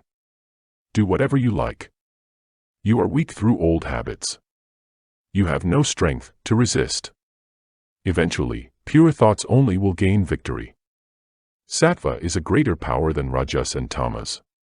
Positive overcomes negative. Good thought, the first perfection. Thought is a good servant. It is an instrument. You will have to utilize it tactfully and properly. The prime requisite for happiness is control over the thoughts. Your thought is imprinted over your face. Thought is a bridge that connects the human with the divine. Your body, your business, your home, they are only ideas within your mind. Thought is a dynamic force. Good thought is the first perfection. Thought is real wealth. Culture the thoughts and become a Buddha. Drive away from your mind all unnecessary, useless, and obnoxious thoughts. Useless thoughts impede your spiritual growth. Obnoxious thoughts are stumbling blocks to spiritual advancement. You are away from God when you entertain useless thoughts. Substitute thoughts of God. Entertain only thoughts that are helpful and useful. Useful thoughts are stepping stones to spiritual growth and progress. Do not allow the mind to run into the old grooves and to have its own ways and habits. Be on the careful watch. You must eradicate through introspection all sorts of mean thoughts, useless thoughts, unworthy thoughts, impure thoughts, all sexual thoughts, thoughts of jealousy, hatred, and selfishness. You must annihilate all destructive thoughts of disharmony and discord. You must always develop pure, good, loving, sublime and divine thoughts. Every thought must be of a constructive nature. It must be strong, positive, and definite. The mental image must be of a clear-cut and well-defined thought. It must bring peace and solace to others. It should not bring even the least pain and unhappiness to anyone. Then you are a blessed soul on the earth. You are a mighty power on the earth. You can help many. Heal thousands, spiritualize and elevate a large number of persons, as did Jesus or Buddha. Just as you grow jasmine, rose, lily, Honolulu flowers in a garden, so also you should cultivate the flowers of peaceful thoughts of love, mercy, kindness, purity, in the vast garden of Antakarana. Through introspection, you will have to water this garden of mind. With meditation and sublime thinking, remove the weeds of vain, useless, discordant thoughts. Avoid thoughts of another man's defects. The nature of the mind is such that it becomes that which it intensely thinks of. Thus, if you think of the vices and defects of another man, your mind will be charged with these vices and defects at least. For the time being. He who knows this psychological law will never indulge in censuring others or in finding fault in the conduct of others. Will see only the good in others and will always praise others. This practice enables one to grow in concentration, yoga, and spirituality. Last thought determines next birth. The last thought of a man governs his future destiny. The last thought of a man determines his future birth. Lord Krishna says in the Bhagavad Gita, "Whosoever at the end abandoneth the body, thinking upon any being, to that being only he goeth." O Kante, because of his constant thought of that being, chapter 8-6. Ajamala lost his pious conduct, and led a detestable living. He fell into evil depth of sinful habits, and resorted to theft and robbery. He became a slave of a public woman. He became the father of 10 children, the last of whom was called Narayana. When he was about to die, he was absorbed in the thoughts of his last son. 3 fearful messengers of death advanced towards Ajamala. Ajamala cried aloud in great distress the last son's name Narayana. On a mere mention of the name of Narayana, the attendants of Lord Hari came speedily along, and obstructed the messengers of death. They took him to Vaikuntha, or the world of Vishnu. The soul of Sisupala entered the Supreme Lord, with an effulgent spark of ineffable glory and magnificence. This vile Sisupala spent his lifetime in reviling Lord Krishna, and then he entered the Lord. The worm on the wall, when stung by the wasp, changes into the form of the latter. Similarly, the man who focuses his hate on Lord Krishna, gets rid of his sins and reaches that Lord, by regular devotion, as the gopis did by kama, passion, Kamsa by fear, Sisupala by hatred, and Narada by love. Lord Krishna says in the Gita, "Whoever constantly thinks of me intensely, and with one pointed mind, to such steadfast yogin, I am easily attainable. And having thus reached me and merged in me, he is not born again in the fleeting world of woe and misery." O Arjuna! While all the worlds created by Brahma are limited by time and have their moment of dissolution on reaching me, there is no rebirth. Therefore at all times, meditate on me, the Supreme Vasudeva, and with mind and intellect fixed on me, doubtless, you will attain me. Chapter 8-14, 15, 16. The constant practice of fixing the mind on the Lord, although a man is engaged in worldly pursuits, will enable him to intuitively and automatically think of the Lord, even at the time of his departure.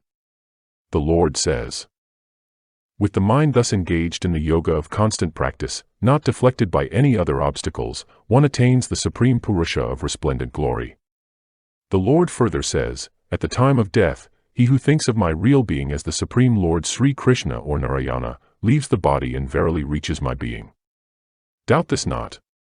In whatever form a man thinks of me at the time of death, that form he attains. That form again being the result of nourishing that thought in a particular groove, and by constant meditation of the same." The Lord further says, "He who further establishes his mind on me, even at the time of forthgoing, and who is in that divine state of renouncing everything, and of dwelling in Brahman or Brahmic state, is free from delusion." BG 2-72.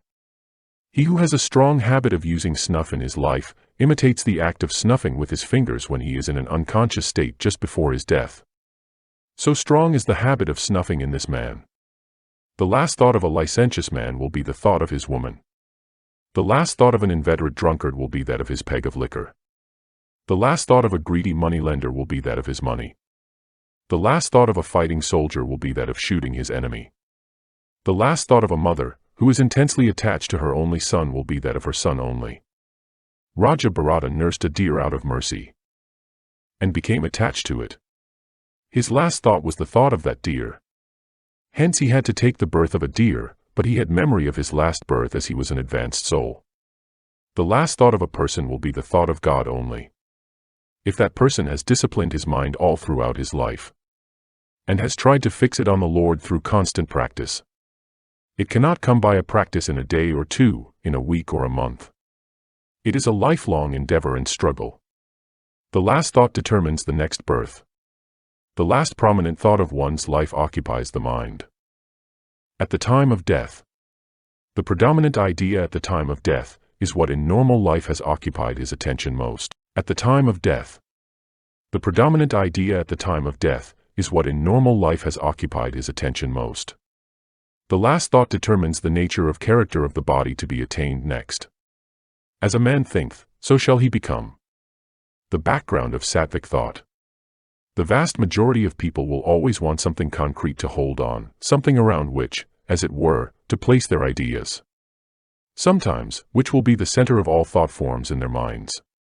That is mind's very nature. A background of thought is needed for fixing the mind. Have a sattvic background of thought of mental image. The mind assumes the shape of any object it intensely thinks upon.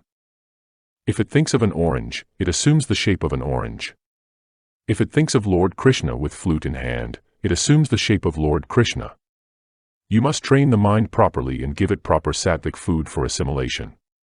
You must have sattvic background of thought to take you to the goal, salvation.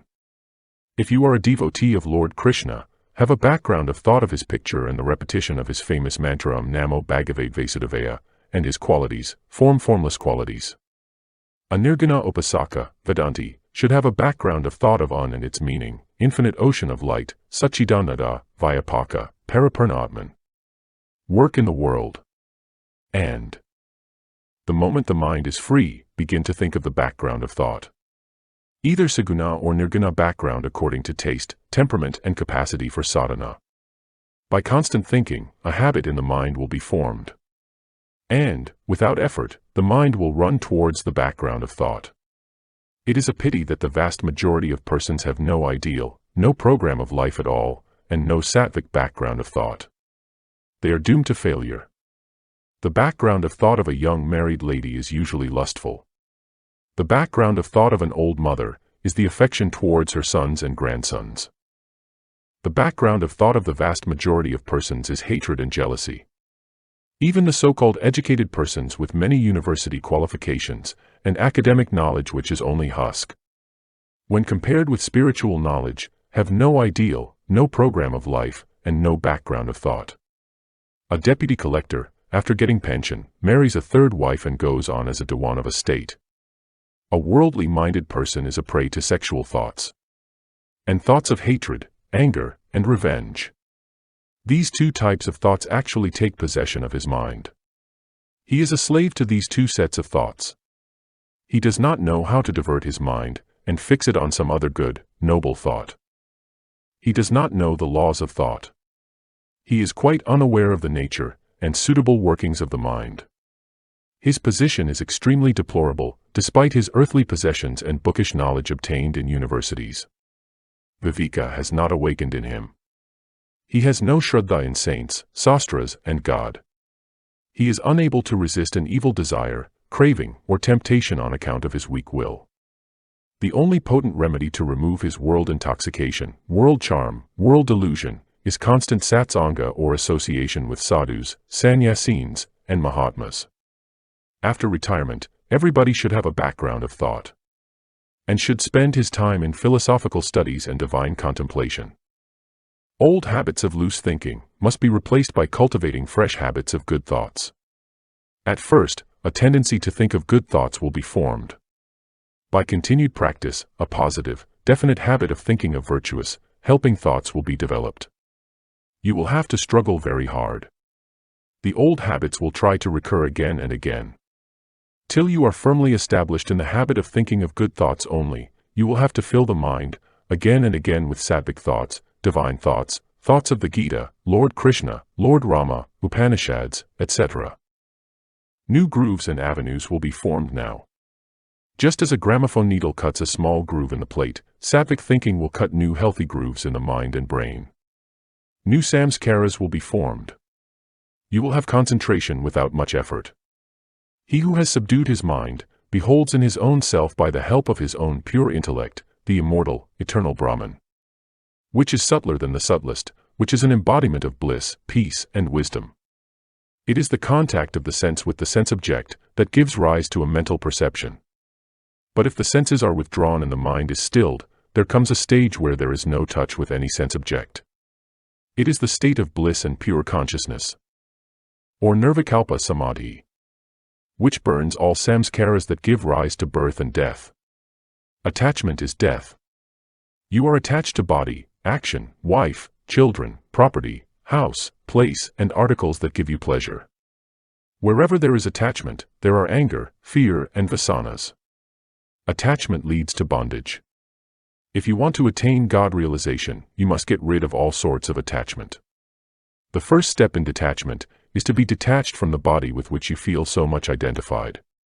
The Sanskrit word for the self is Atman. Atman is derived from the root at, which means to go always. Atman thus means that which evolves itself always into names and forms of the universe.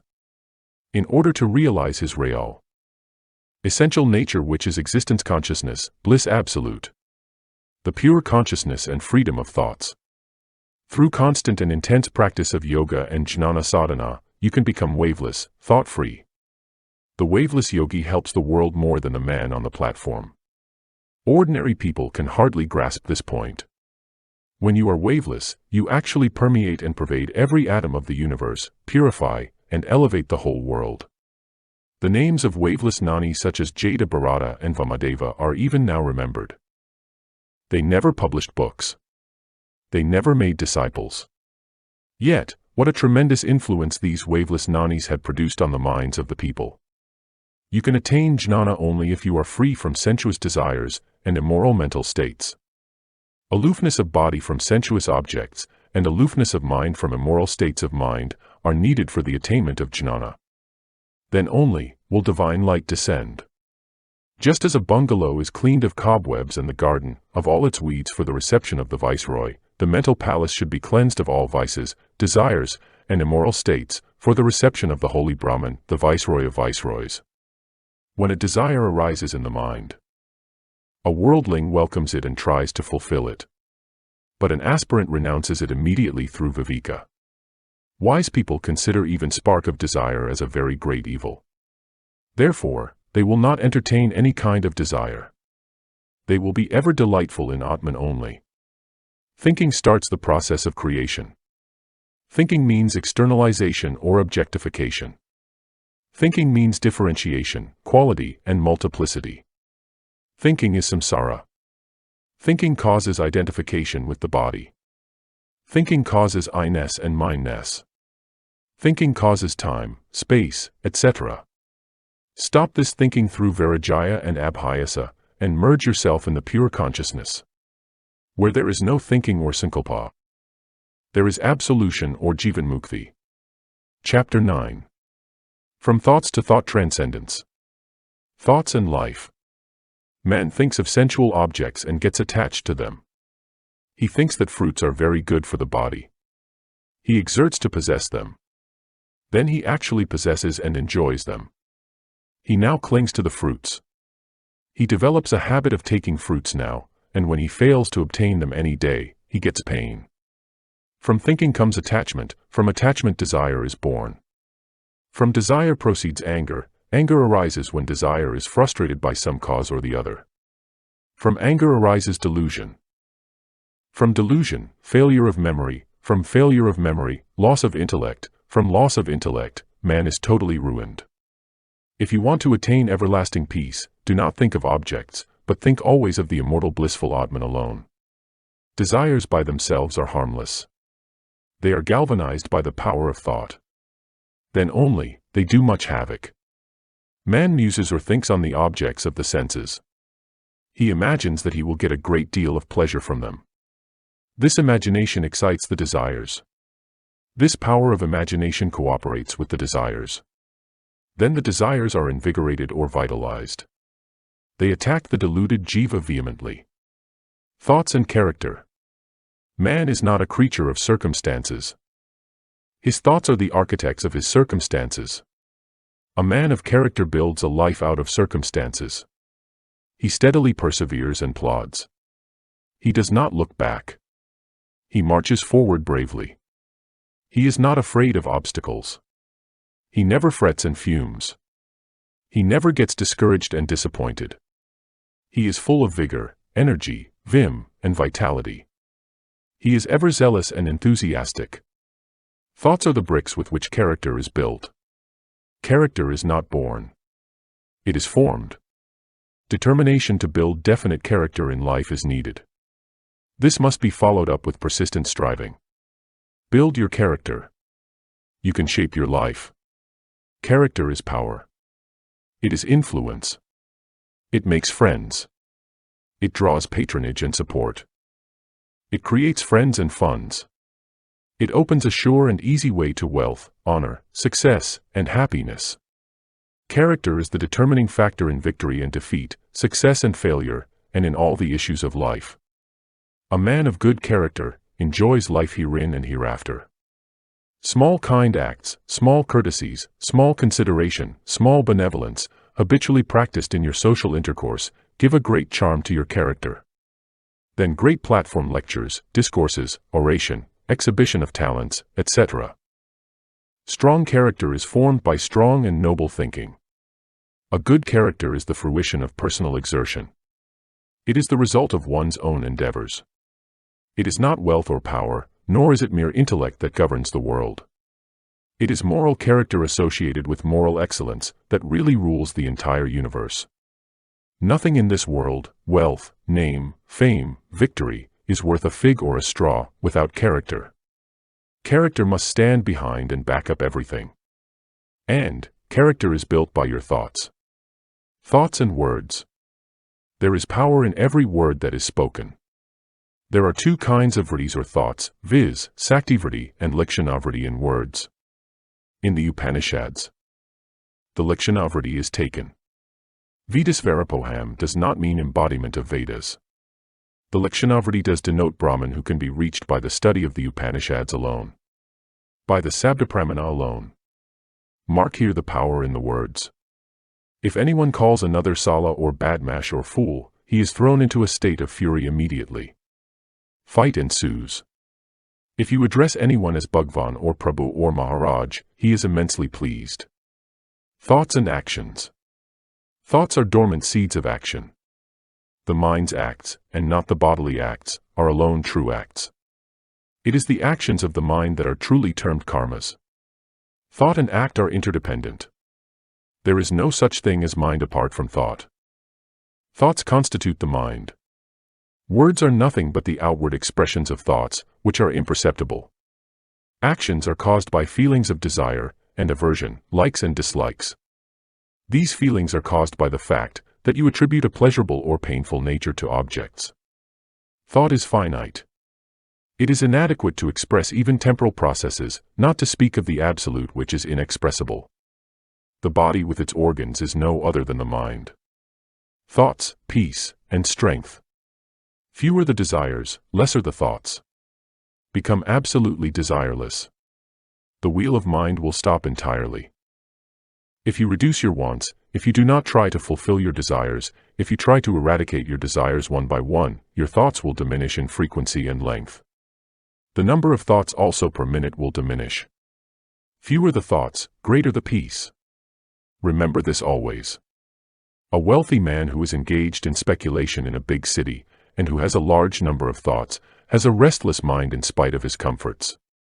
Whereas a sadhu who lives in the cave of the Himalayas, and who is practicing thought control is very happy in spite of his poverty.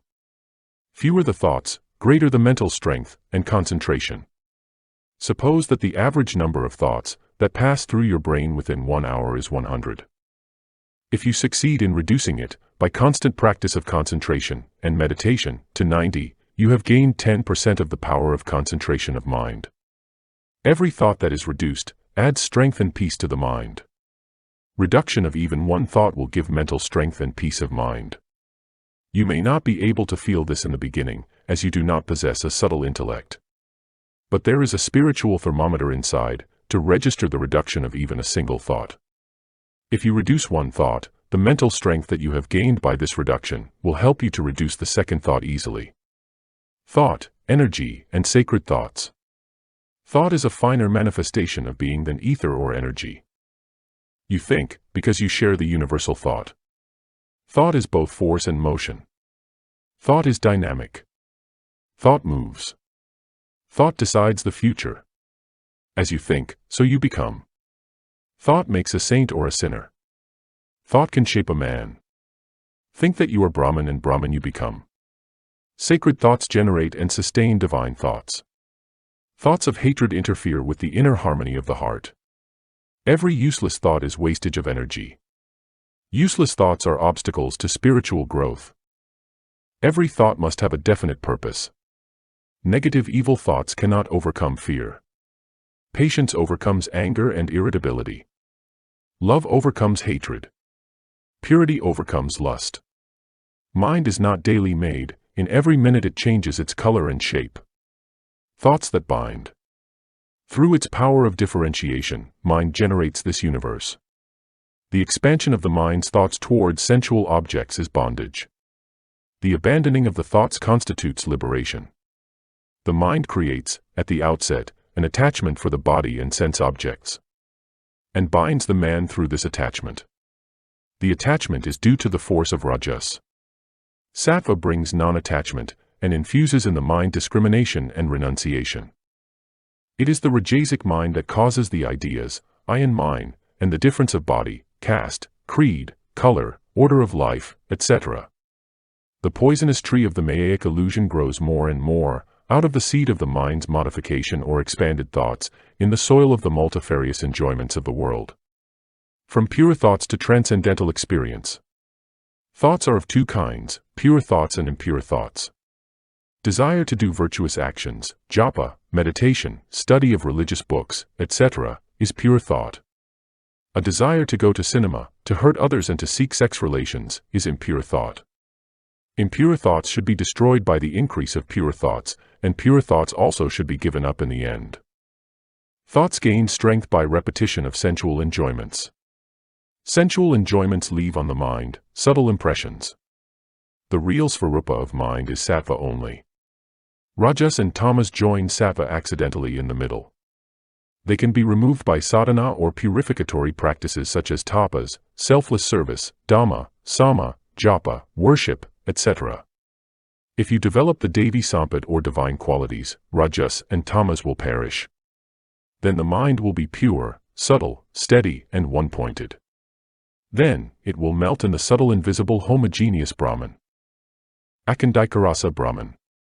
It will mix with Brahman now, just as milk mixed with milk, water with water, oil with oil. Nirvikalpa Samadhi will result. Raja Yogic method for thought transcendence. Substitute pure thoughts for impure thoughts. This method of substitution will destroy all evil thoughts. This is very easy. This is the method of Raja Yoga. The method of driving the thoughts at once, by will force or by using the formula get out, O evil thoughts, is very taxing. It is not suitable for ordinary people. It demands tremendous willpower and spiritual strength. You must rise above pure thoughts, and attain the supreme state of thoughtlessness. Only then can you rest in your own svarupa. Only then will Brahman be revealed like a mulika fruit in the palm of your hand. Vedantic technique for thought transcendence. When all kinds of useless thoughts and emotions trouble you much, be indifferent, udasana. Say to yourself, who am I? Feel, I am not the mind. I am the Atman, the all-pervading spirit, Suddha Satchidananda. How can emotions affect me? I am nirlipta, unattached, I am Sakshi, witness of these emotions. Nothing can disturb me. When you repeat these suggestions of Vikara or Vedantic reflection, the thoughts and emotions will die by themselves. This is the jnana method of driving out thoughts and emotions, and the struggling with the mind. When any thought arises in the mind, inquire, why has this vritti, modification, arisen? Whom it concerns? Who am I? All the thoughts will die eventually. All mental activities will cease. The mind will turn inward. It will rest in Atman. This is Vedantic sadhana. You will have to persist constantly in the sadhana. Whatever stray thoughts arise, the one thought, who am I, will destroy all other thoughts of worldly nature. That thought will die by itself. Ego will vanish. Balance left is Kevala Asti, Chinmatra, Kevala Siddha Chaitanya, Chidaka Samatra, which is Namaruprahita, free from all names and form. Vyavahararahita, Malavasanarahita, Nishkriya, Niravayava, which is Santashivadvaita of the Mandukya Upanishad. That is Atman. That is to be known. Chapter 10. The Metaphysics of Thought Power. Thought Power and Practical Idealism. 1. Man goes from bad to worse in the scale of life. He does not put his total strength in fit action, so he does not have the richest return of wisdom. Man is tormented by imperfections. Grudges are foaming in his mind, because his life is not flowing with right energy. The love of me is ever ready to accuse the other party. Objects of the objective world are delicious torments for him. Still, the man wants to stand on the firm basis of personal feelings. Torn by his personal passions, he is unable to establish proper and harmonious relations with others. He is always seeking his private felicity in every circumstance. Altar of truth demands the oblations of mental rigidity, harshness, self-assertion, eccentricity, and egoism. Train yourself for that truth, which knows no partiality, no sex, no wandering gleam, O man. There is stain of error in daily experiences of man. That is why his life is defaced and disfigured. Men have become vinegar for each other's eyes by their wrong thoughts. The ice of ill will is chilling their heart. Men are bound to each other. By every sort of tie, by blood, by pride, by fear, by hope, by lucre, by lust, by hate, by admiration, by every circumstance, but not by spiritual love. This is all due to wrong thoughts. The wise man makes an island which no flood can overwhelm. The scent of flowers does not travel against the wind, but the odor of a wise man travels against the wind. He pervades every place by his thoughts. He is like a snowy mountain, which can be seen from afar. O man! If you fill your lamp with water, you will not be able to dispel the darkness. Feed your lamp with the oil of right thoughts. Let the right views become the torch to light your way. Do not seek to gratify your vanity and self-seeking pride. On the brink of truth man is miserably dying. All evil thoughts are embodied in bad physiognomies. But there is nothing to despair, because there is never darkness without light. There is always a sublime answer to every human need. All things are possible to those who believe in the possibility. O man! Raise your sight to right direction, and use right laws. Set in motion positive thoughts. Remember your objective. It is easy to be diverted into an excursion into side tracks. A holy thought is a voice. It speaks when the tongue is silent. It struggles and comes out of all obstructions serenely. And no power on the earth can suppress it for a long period. O man! Do not trade in unrealities. Do not try to embrace happiness in 1,000 ways. The faster you will follow it, the swifter it will fly from you. Do not become a thorn for yourself as well as for others.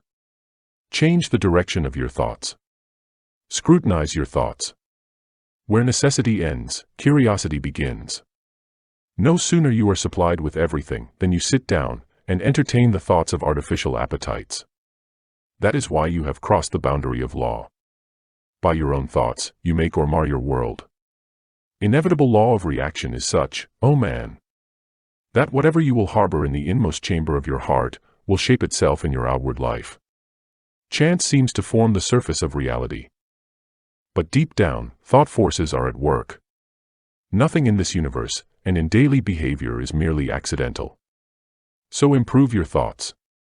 Real action is in silent moments. Purified thought revives the entire manner of life. It tells the man quietly, you have done thus, but it were better done some other way. The thoughts you entertain during the time of reflection, let them not become inaudible when you are engrossed in daily duties. Arm yourself with the sublime thoughts. By no other way does one come directly to the knowledge of truth than through one's own thinking and experience. Divine thought reduces centuries and makes itself present through all ages. Entertain divine thoughts. Thought power and practical idealism too. Wash off the baser thoughts with the help of higher thoughts, and when the washing is effected, cling to neither of them. The present state of your experience is due to the thinking, feeling, and acting of incalculable past lives. It cannot be easily got rid of without prolonged process of thinking of and practice. Thought is ancestor of action. If you want to improve your actions, purify your thoughts. Become a staunch believer in self-reliance and self-effort. You can determine your fate by force of thoughts. As clouds are the main source of rain, so the control of one's own thoughts is the source of durable prosperity. You are yourself your own friend or enemy. If you will not save yourself by cherishing good thoughts, there is no other remedy. Mind is the only creator. Everything is created through the mind. It is absolutely free in creating a world for itself.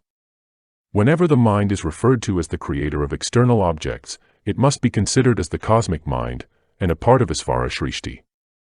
Whenever the mind is referred to in relation to psychological functions such as love and hatred, etc., it must be considered as the individual mind, and as a part of Jiva Shrishti. O man! The real God lives in your heart. And the only way to worship the real God residing within the temple of your body is by your own sublime thoughts. Stop the psychological functions of your mind and see value only in sublime thoughts. The nature of things around you is as you think it to be. Your life is what you make it by your thoughts. Thoughts are the bricks by which you have built the building of your personality. Thought determines destiny. The world around you is the reflex of your thoughts. You experience as you think. Your own imagination plays havoc with you. You have made yourself timid by entertaining the thoughts of fear, imagination. You are affected by things only in accordance with your idea about them. The mind sees value only in that in which it has intense faith. Though all of you see the same object, every one of you attach to it different values. According to your mental propensities you think. Thought is a creative instrument, and man becomes what he thinks upon. Character is thought-formed. You are born with what you have thought upon, and your present character is an index of your previous thoughts. You create your future by your thoughts now. If you think nobly, you will be noble in conduct. If you think basely, no environment will make you different. Thus, thoughts and actions are interdependent. Be vigilant, and allow only good thoughts in your mental field. Every one of you have a different conception of duty, value, enjoyment, and liberation, in accordance with your different convictions. You strive after your own ideal. You work in accordance with your long-standing and intensified thought and belief. You accomplish and achieve the object of your own desire. Do not let your mind become denser and denser by allowing it to be engrossed in gross forms. Follow the abstractive process by cherishing the thoughts of virtue. Your present life has three aspects: physical, mental, and spiritual. You are tenaciously attached to the physical aspect. Be above physical sensations and other appetites by cherishing the thoughts that you are not body alone. That you are residing in the temple of a body for a short period only. Be above mental titillations. Subjective action functions in the world of thought. Send out a steady stream of thought and goodwill to all creation. The energizing motive behind every thought should be service and friendliness. You are sensible of knack, skill, and tricks, but there is an overpowering law which confutes your tricky thoughts and talents. So do not try to become partial half-light. This law constrains everyone to pass for what he is. His thoughts speak from his character and not from his tongue. Do not try to put on an artificial personality. Be genuine and clean in your thoughts. The stream of thought flows in both directions. When it is flowing towards good, it makes for freedom and knowledge. When it is flowing towards the whirlpool of existence, downward towards non-discrimination, it is then flowing towards evil. The thinking faculty reaches its summit in light when it acts according to ethical rules. You are the center of individual willing, individual thinking, and individual feeling. The enchantment of time and place presents before you heavenly scenes which vanish like optical illusions. You have repeatedly allowed yourself to be mocked by them.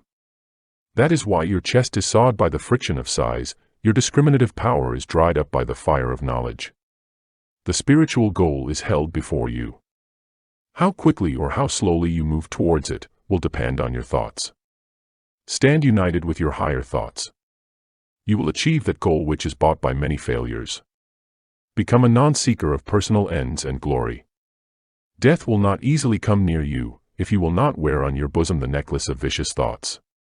The bliss that accrues from the culture of mind surpasses even the prosperity of the three worlds, or possession of all kinds of jewels, or acquisition of high office. Your mind is omnipotent. It is capable of accomplishing everything. As you imagine within your mind, so things happen forthwith. Whatever is intensely thought by your mind, that comes to be materialized and effected. Your thought is endowed with creative power. It can evolve objects from within itself. It is the only creator. Nothing ever will be created or recreated except through mind. Thought is the material out of which things are made. All matter is but materialization of consciousness. No other being is responsible for what you acquire, as everything is the consequence of your thought. The cause of whatever comes to you in life is within you. No other agency can bestow favors on you unless you deserve them. Whatever you get through others is the outcome of your own thoughts and efforts. There is nothing in the world which you cannot achieve when your thoughts are flowing in the right direction. You should neither become a pessimist nor a misanthrope. Creative power is the privilege of every mind. Your own efforts guided by your aspiration are the warp and woof of your destiny. Do not possess a dissipated mind by cherishing weak thoughts. Superficial mind cannot acquire depth of insight.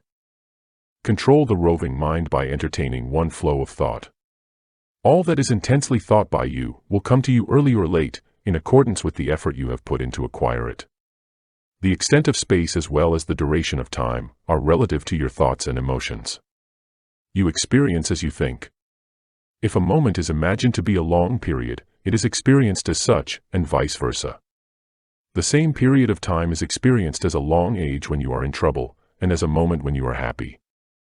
Such is the power of thought that sweet is experienced as bitter and vice versa by intense thought. You can turn poison into nectar. Think of Mira. She turned poison into nectar by her intensified thoughts. You are surrounded by the forces of antagonism. But if there are no thoughts of antagonism in you, you can easily return a blessing for a curse. Thus, you can control all the forces of antagonism. Struggle hard, and check the unwanted mental rush. The world around you is only what you believe it to be.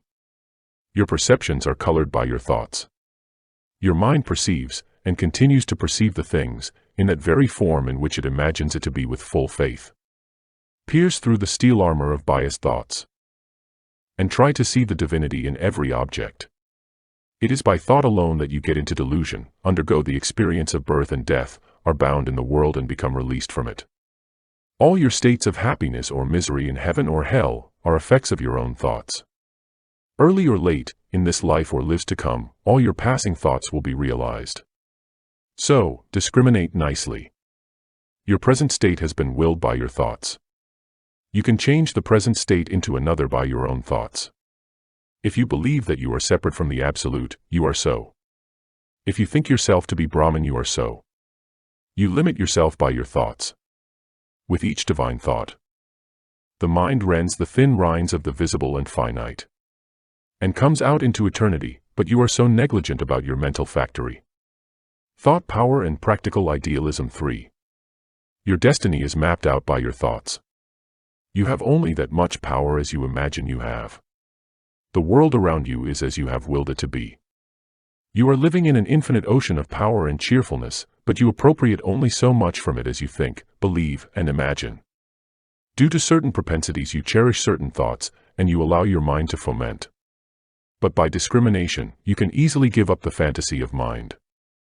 The limit of your thought is the limit of your possibilities. Your circumstances and environments are the materialization of your thoughts. The world experience rises or falls in accordance with your thoughts. Whatever thought is cherished by you in the world will be ultimately realized. Whatever a pure mind strongly believes something to be, that it soon becomes. Your thoughts are powerful in proportion to your intensity, depth, and warmth. They become so when they are being constantly cherished, over and over again. Constant thinking, desiring, or imagining of the same idea contributes much to the materialization of that idea. Develop a pure mind. And whatever objects and worlds you wish to get, you will gain those objects and worlds. It is true that every thought you think has its corresponding effect on the whole or some part of human anatomy. The physical body is realized to be subtle by means of constant meditation on its being so. The mental or subtle body becomes physical when it is repeatedly imagined. The secret of success is constant and repeated effort. Develop strong determination. It is an important factor which will contribute to the realization of your thoughts. There is nobody who will be able to withstand the power of your determined mind. You can realize everything. Your body is your objectified thought. When your thoughts change, the body will also change. The mind creates the body from the material of your own thoughts. Thought is a force that can change, transform, or at least modify almost anything in the human system. The disorder and disharmony of the physical body is called a physical disease. And the conflict of the mind is called a mental disease. Both of them have their ultimate root in ignorance, and can be cured only by the knowledge of reality. When you worry about the experiences of the world, a depressing mental disturbance originates in your mind. By the effect of mental disturbance, the smooth and regular flow of vital currents is disturbed. When the vital currents flow improperly, the nadis become disorganized. Some of them get more vital energy and some get less. Thus, the whole system becomes out of order. In this way, mental disharmony is the cause of physical diseases, which can be cured only by removing the cause. Every depressing and disturbing thought that enters your brain has a depressing effect on every cell of your body, and tends to produce disease. All negative thoughts are forerunners of disease, and they are messengers of death. If you want to live long and lead a sensible and healthy life, cherish good thoughts. Subtle and powerful are influences of the thoughts in building and rebuilding of your body. Be vigilant. Practically all diseases with their sufferings have their origin in perverted mental and emotional states and conditions. Restoration of mental harmony is absolutely necessary for you. Purify your thoughts by performing noble actions and by association with wise ones. When your thoughts are purified, the vital currents will begin to flow properly and will clean the whole system. Every good thought stimulates the heart, improves the digestive system, and promotes the normal action of every gland. Contentment is another name for the harmony of the mind. When your thoughts do not wander to this or that object, and when you feel self-satisfied, you are in a state of joy which is unique. If you are happy within, everything appears good and pleasing to you. Thoughts are the main source of your cheerfulness. Purify your thoughts, all troubles will be cured. If you are cherishing peaceful thoughts, the whole world will appear cool. But, if negative thoughts have spread their kingdom, then the world will seem to be a hot furnace. No circumstance compels you to cherish evil thoughts. Do not ruin yourself by your imagination of fate. It has no reality of its own. Thought is able to reveal reality. Propelled by right thoughts, the wise man is able to come out of most dangerous situations. The whole reality is present in its full potency everywhere. So whatever is intensely thought of anywhere, can be experienced there. The essential nature of all objects is thoughts. Materiality is a wrong idea. As snow melts in water through heat, so mind becomes subtle through the practice of right vision and positive thoughts. The real action is thought only. It is really mental and not physical. The physical action is only an external expression of the real action, which is vibration of volition in the mind. Your physical activities are only the various sides of mental activities. As the beauty of a tree increases immensely in the spring season, so also your strength, your intellect, and the luster will increase in proportion to your positive thoughts. Thoughts of the wise men are entirely different from the thoughts of ordinary people. You are liberated in proportion to your thoughts of indifference to the world. When thoughts of purity emanate around you, eternal law begins to support you. You are aware of your thoughts. You only know what has come to pass in your own experience. In every one of you separately has arisen the world of the experience of the world.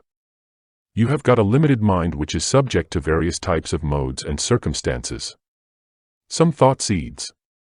True knowledge is spiritual consciousness. It is awareness of one's real nature. Knowledge means right discernment or correct evaluation, wisdom, and a perfect understanding of oneself and of others. Right thought results in right action and right life. Beauty is essentially spiritual. Real beauty lies in one's heart. It is in one's character. Beauty dwells in purity. Beauty shines in virtues. Love is a refined, innate sense of oneness with the entire creation. Love is self-denial, selflessness. Love is sacredness of heart. Love is unrestrained goodwill, mercy, compassion, and tolerance. Love is absence of sensuality. The body is not everything. There is something which is vitally important, which dwells in the body. It is the spirit of man. Though identical with the cosmic spirit, it is individualized by the karmas of the individual soul. The body passes away, the spirit lives.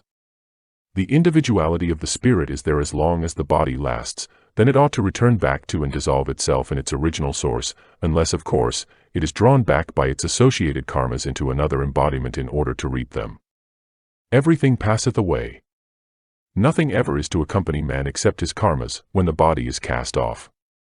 Hence, as long as man lives, he should live amicably, with love and goodwill towards all, hurting no one in any manner, coveting no worldly riches, with more of kindness, and mental charity, forgiveness and tolerance, with detachment to mundane objects, and dissociation of the ego from one's actions, while taking care to acquire no new karmas, as one works out the already accomplished ones.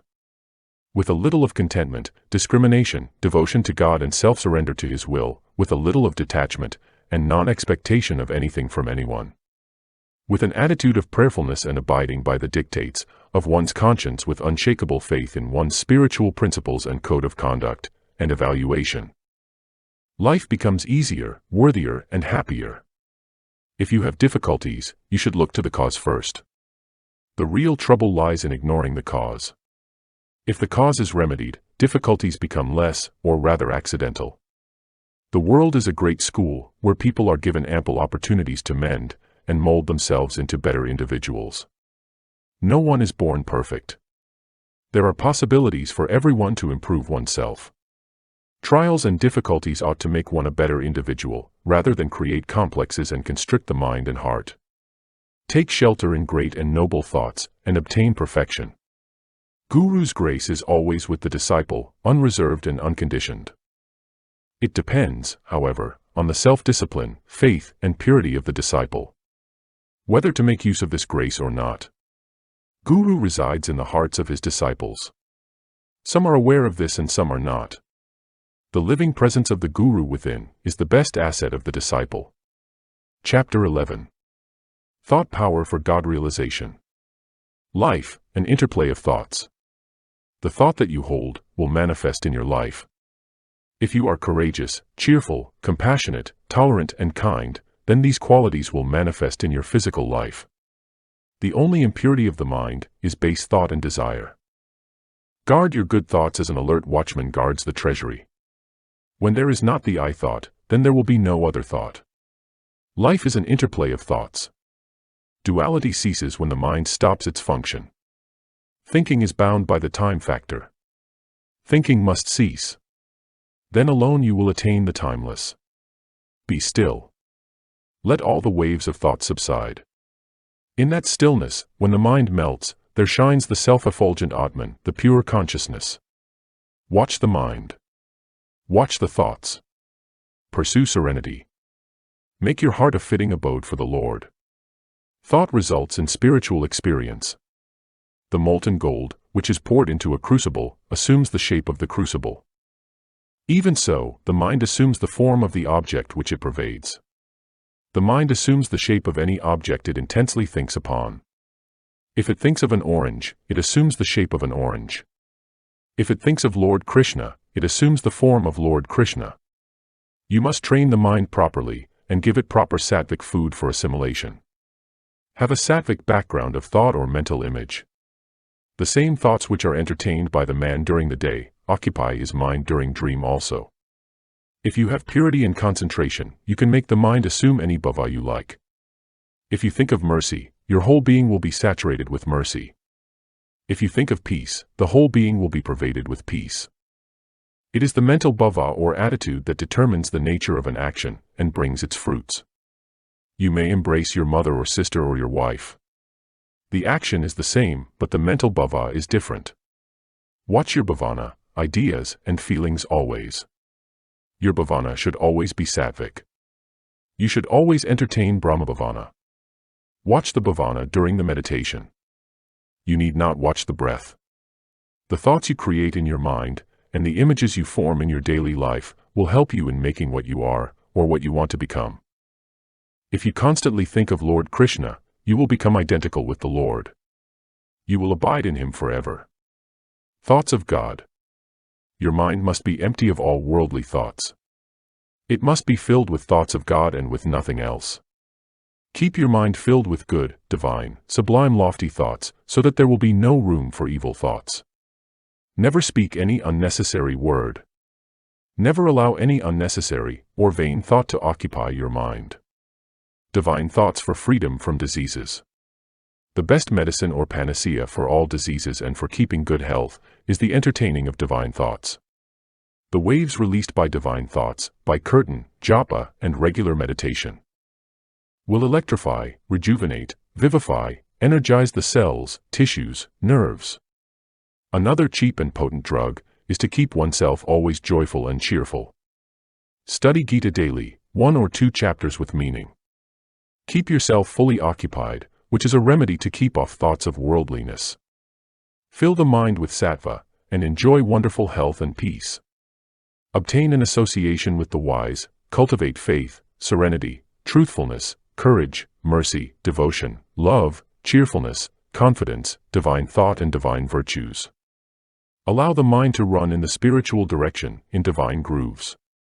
Your mind will be peaceful and generate harmonious vibrations. You will enjoy excellent mental health and have no physical disease. Thought culture by knowledge and devotion. Sit in a solitary place and watch your thoughts carefully. Allow the monkey mind to jump in its own way for some time. After some time, it will climb down. It will become quiet.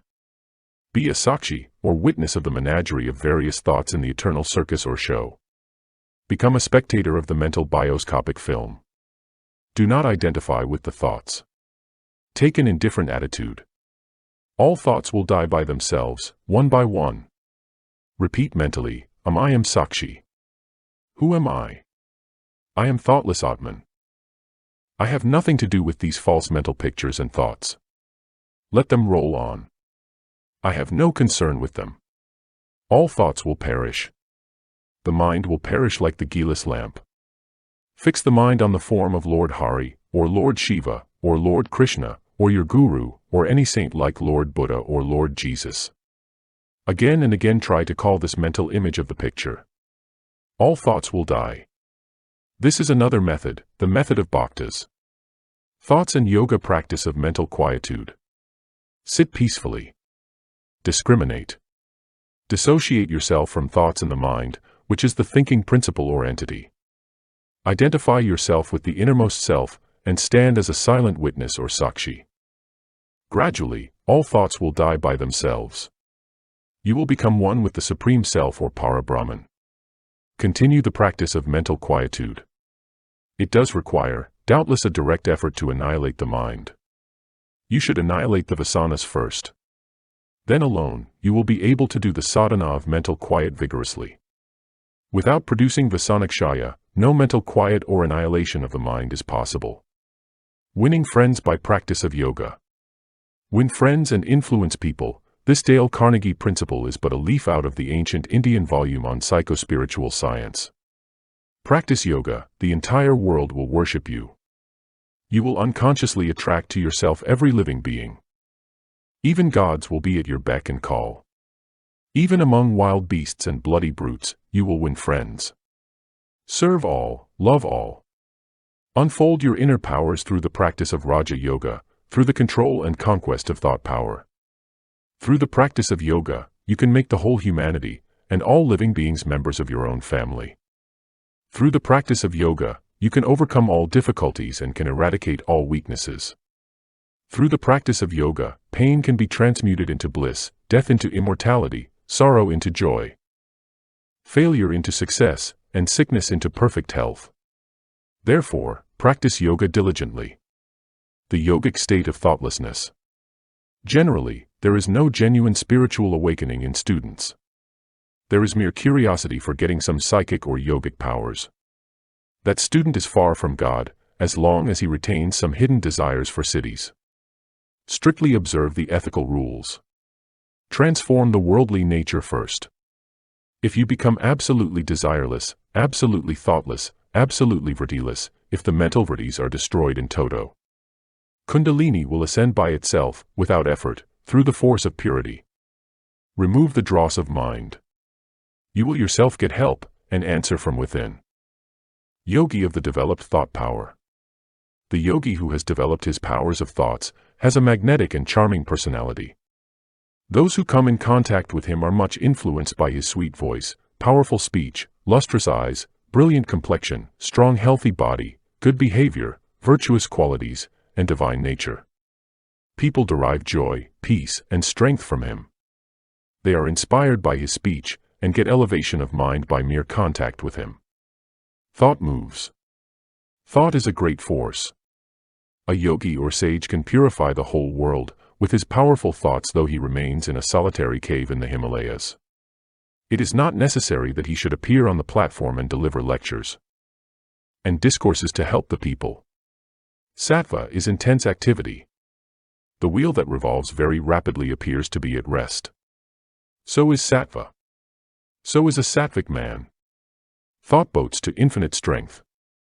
Life is a journey from impurity to purity, from hatred to cosmic love, from death to immortality, from imperfection to perfection, from slavery to freedom, from diversity to unity, from ignorance to eternal wisdom, from pain to eternal bliss, from weakness to infinite strength.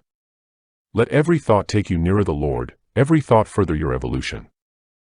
Chapter 12. Thought Power for a New Civilization. Pure thoughts, their impact on the world.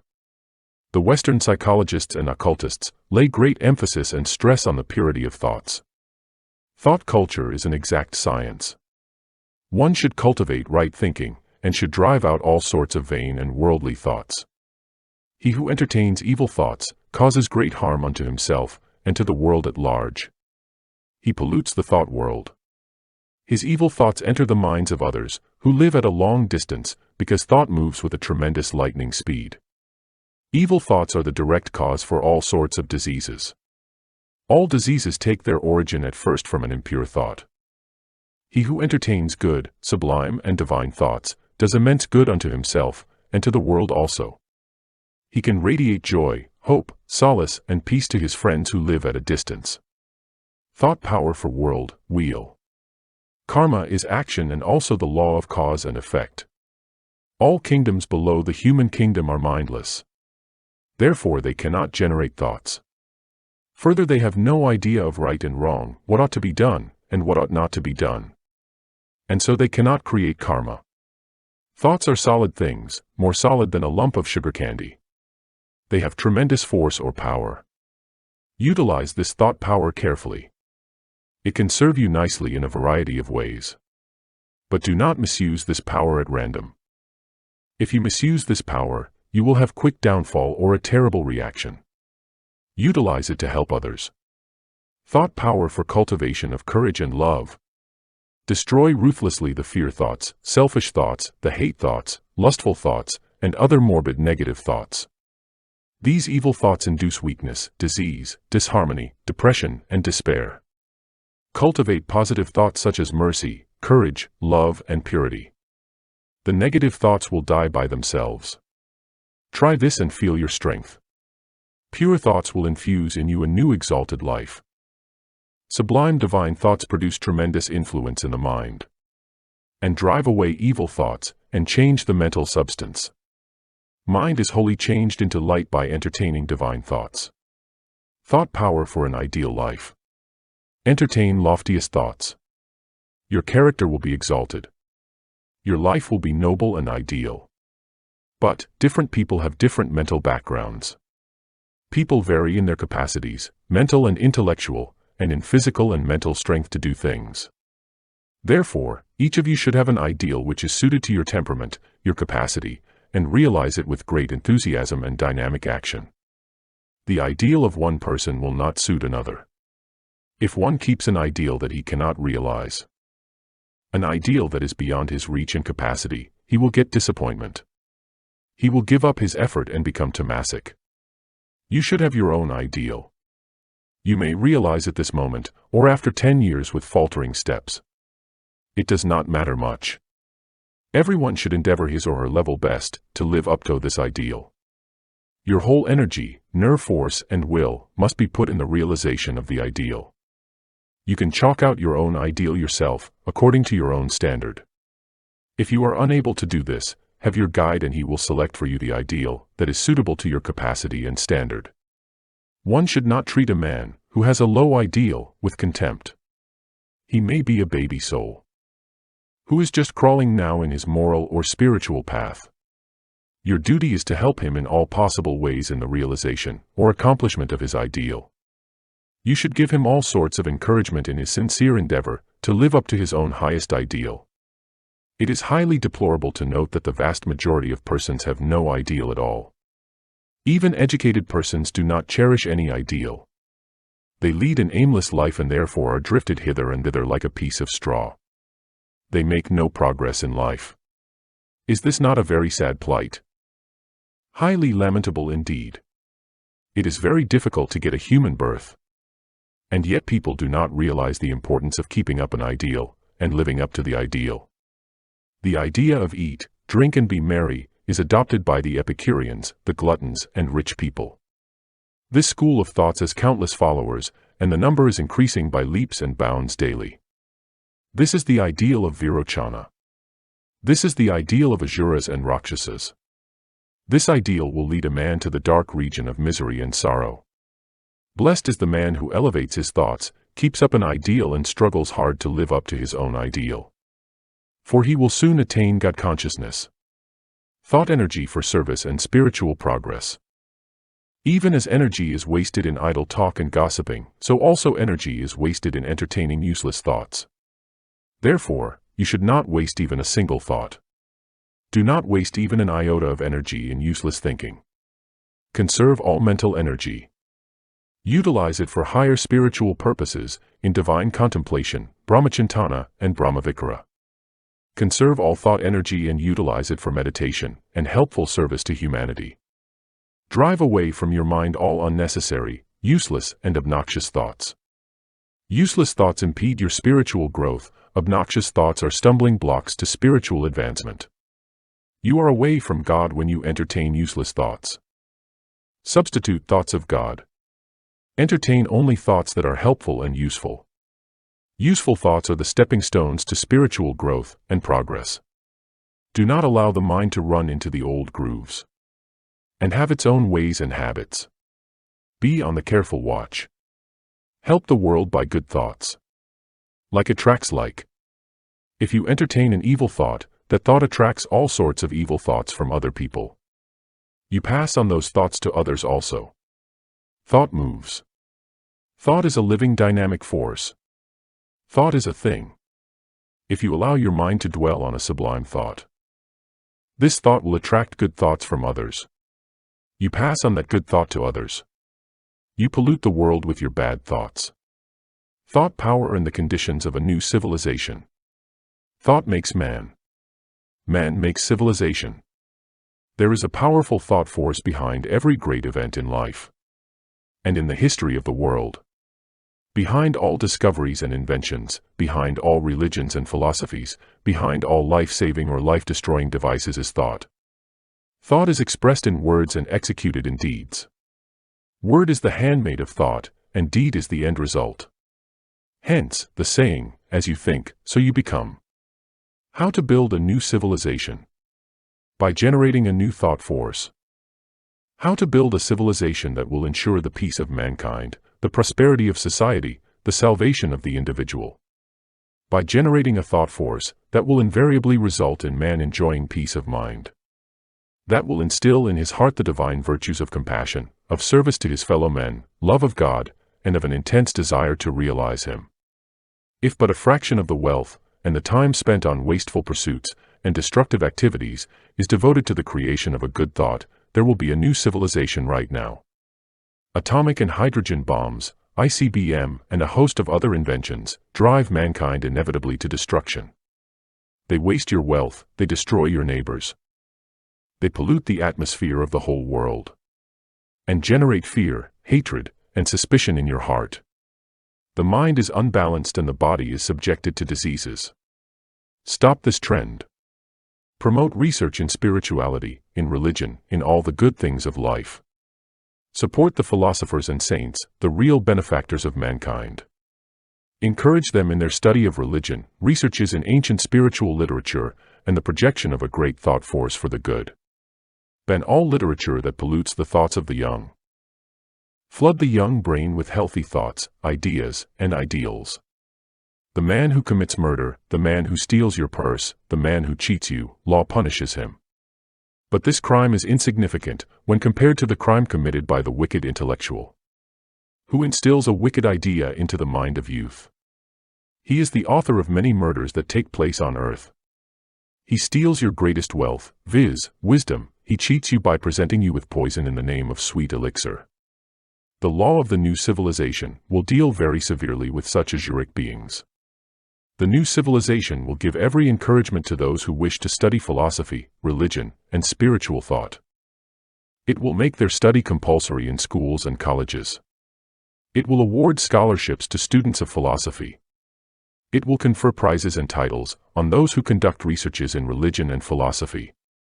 The deepest urge in man, the spiritual urge, will be given the fullest scope to realize its goal. The fruits of the new civilization are well worth all that everybody can do towards building it up. In the new civilization, man will want to lead a righteous life. He will be eager to serve his fellow beings and share with them what he has.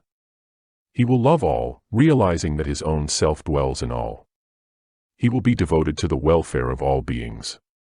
What an ideal society it will be, where people share with others all that they possess and will serve everybody.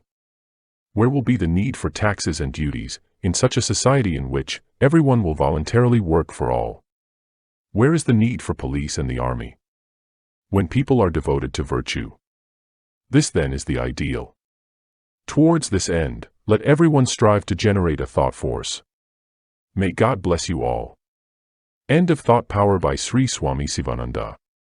Subscribe for more educational content. Thanks and wish you the best.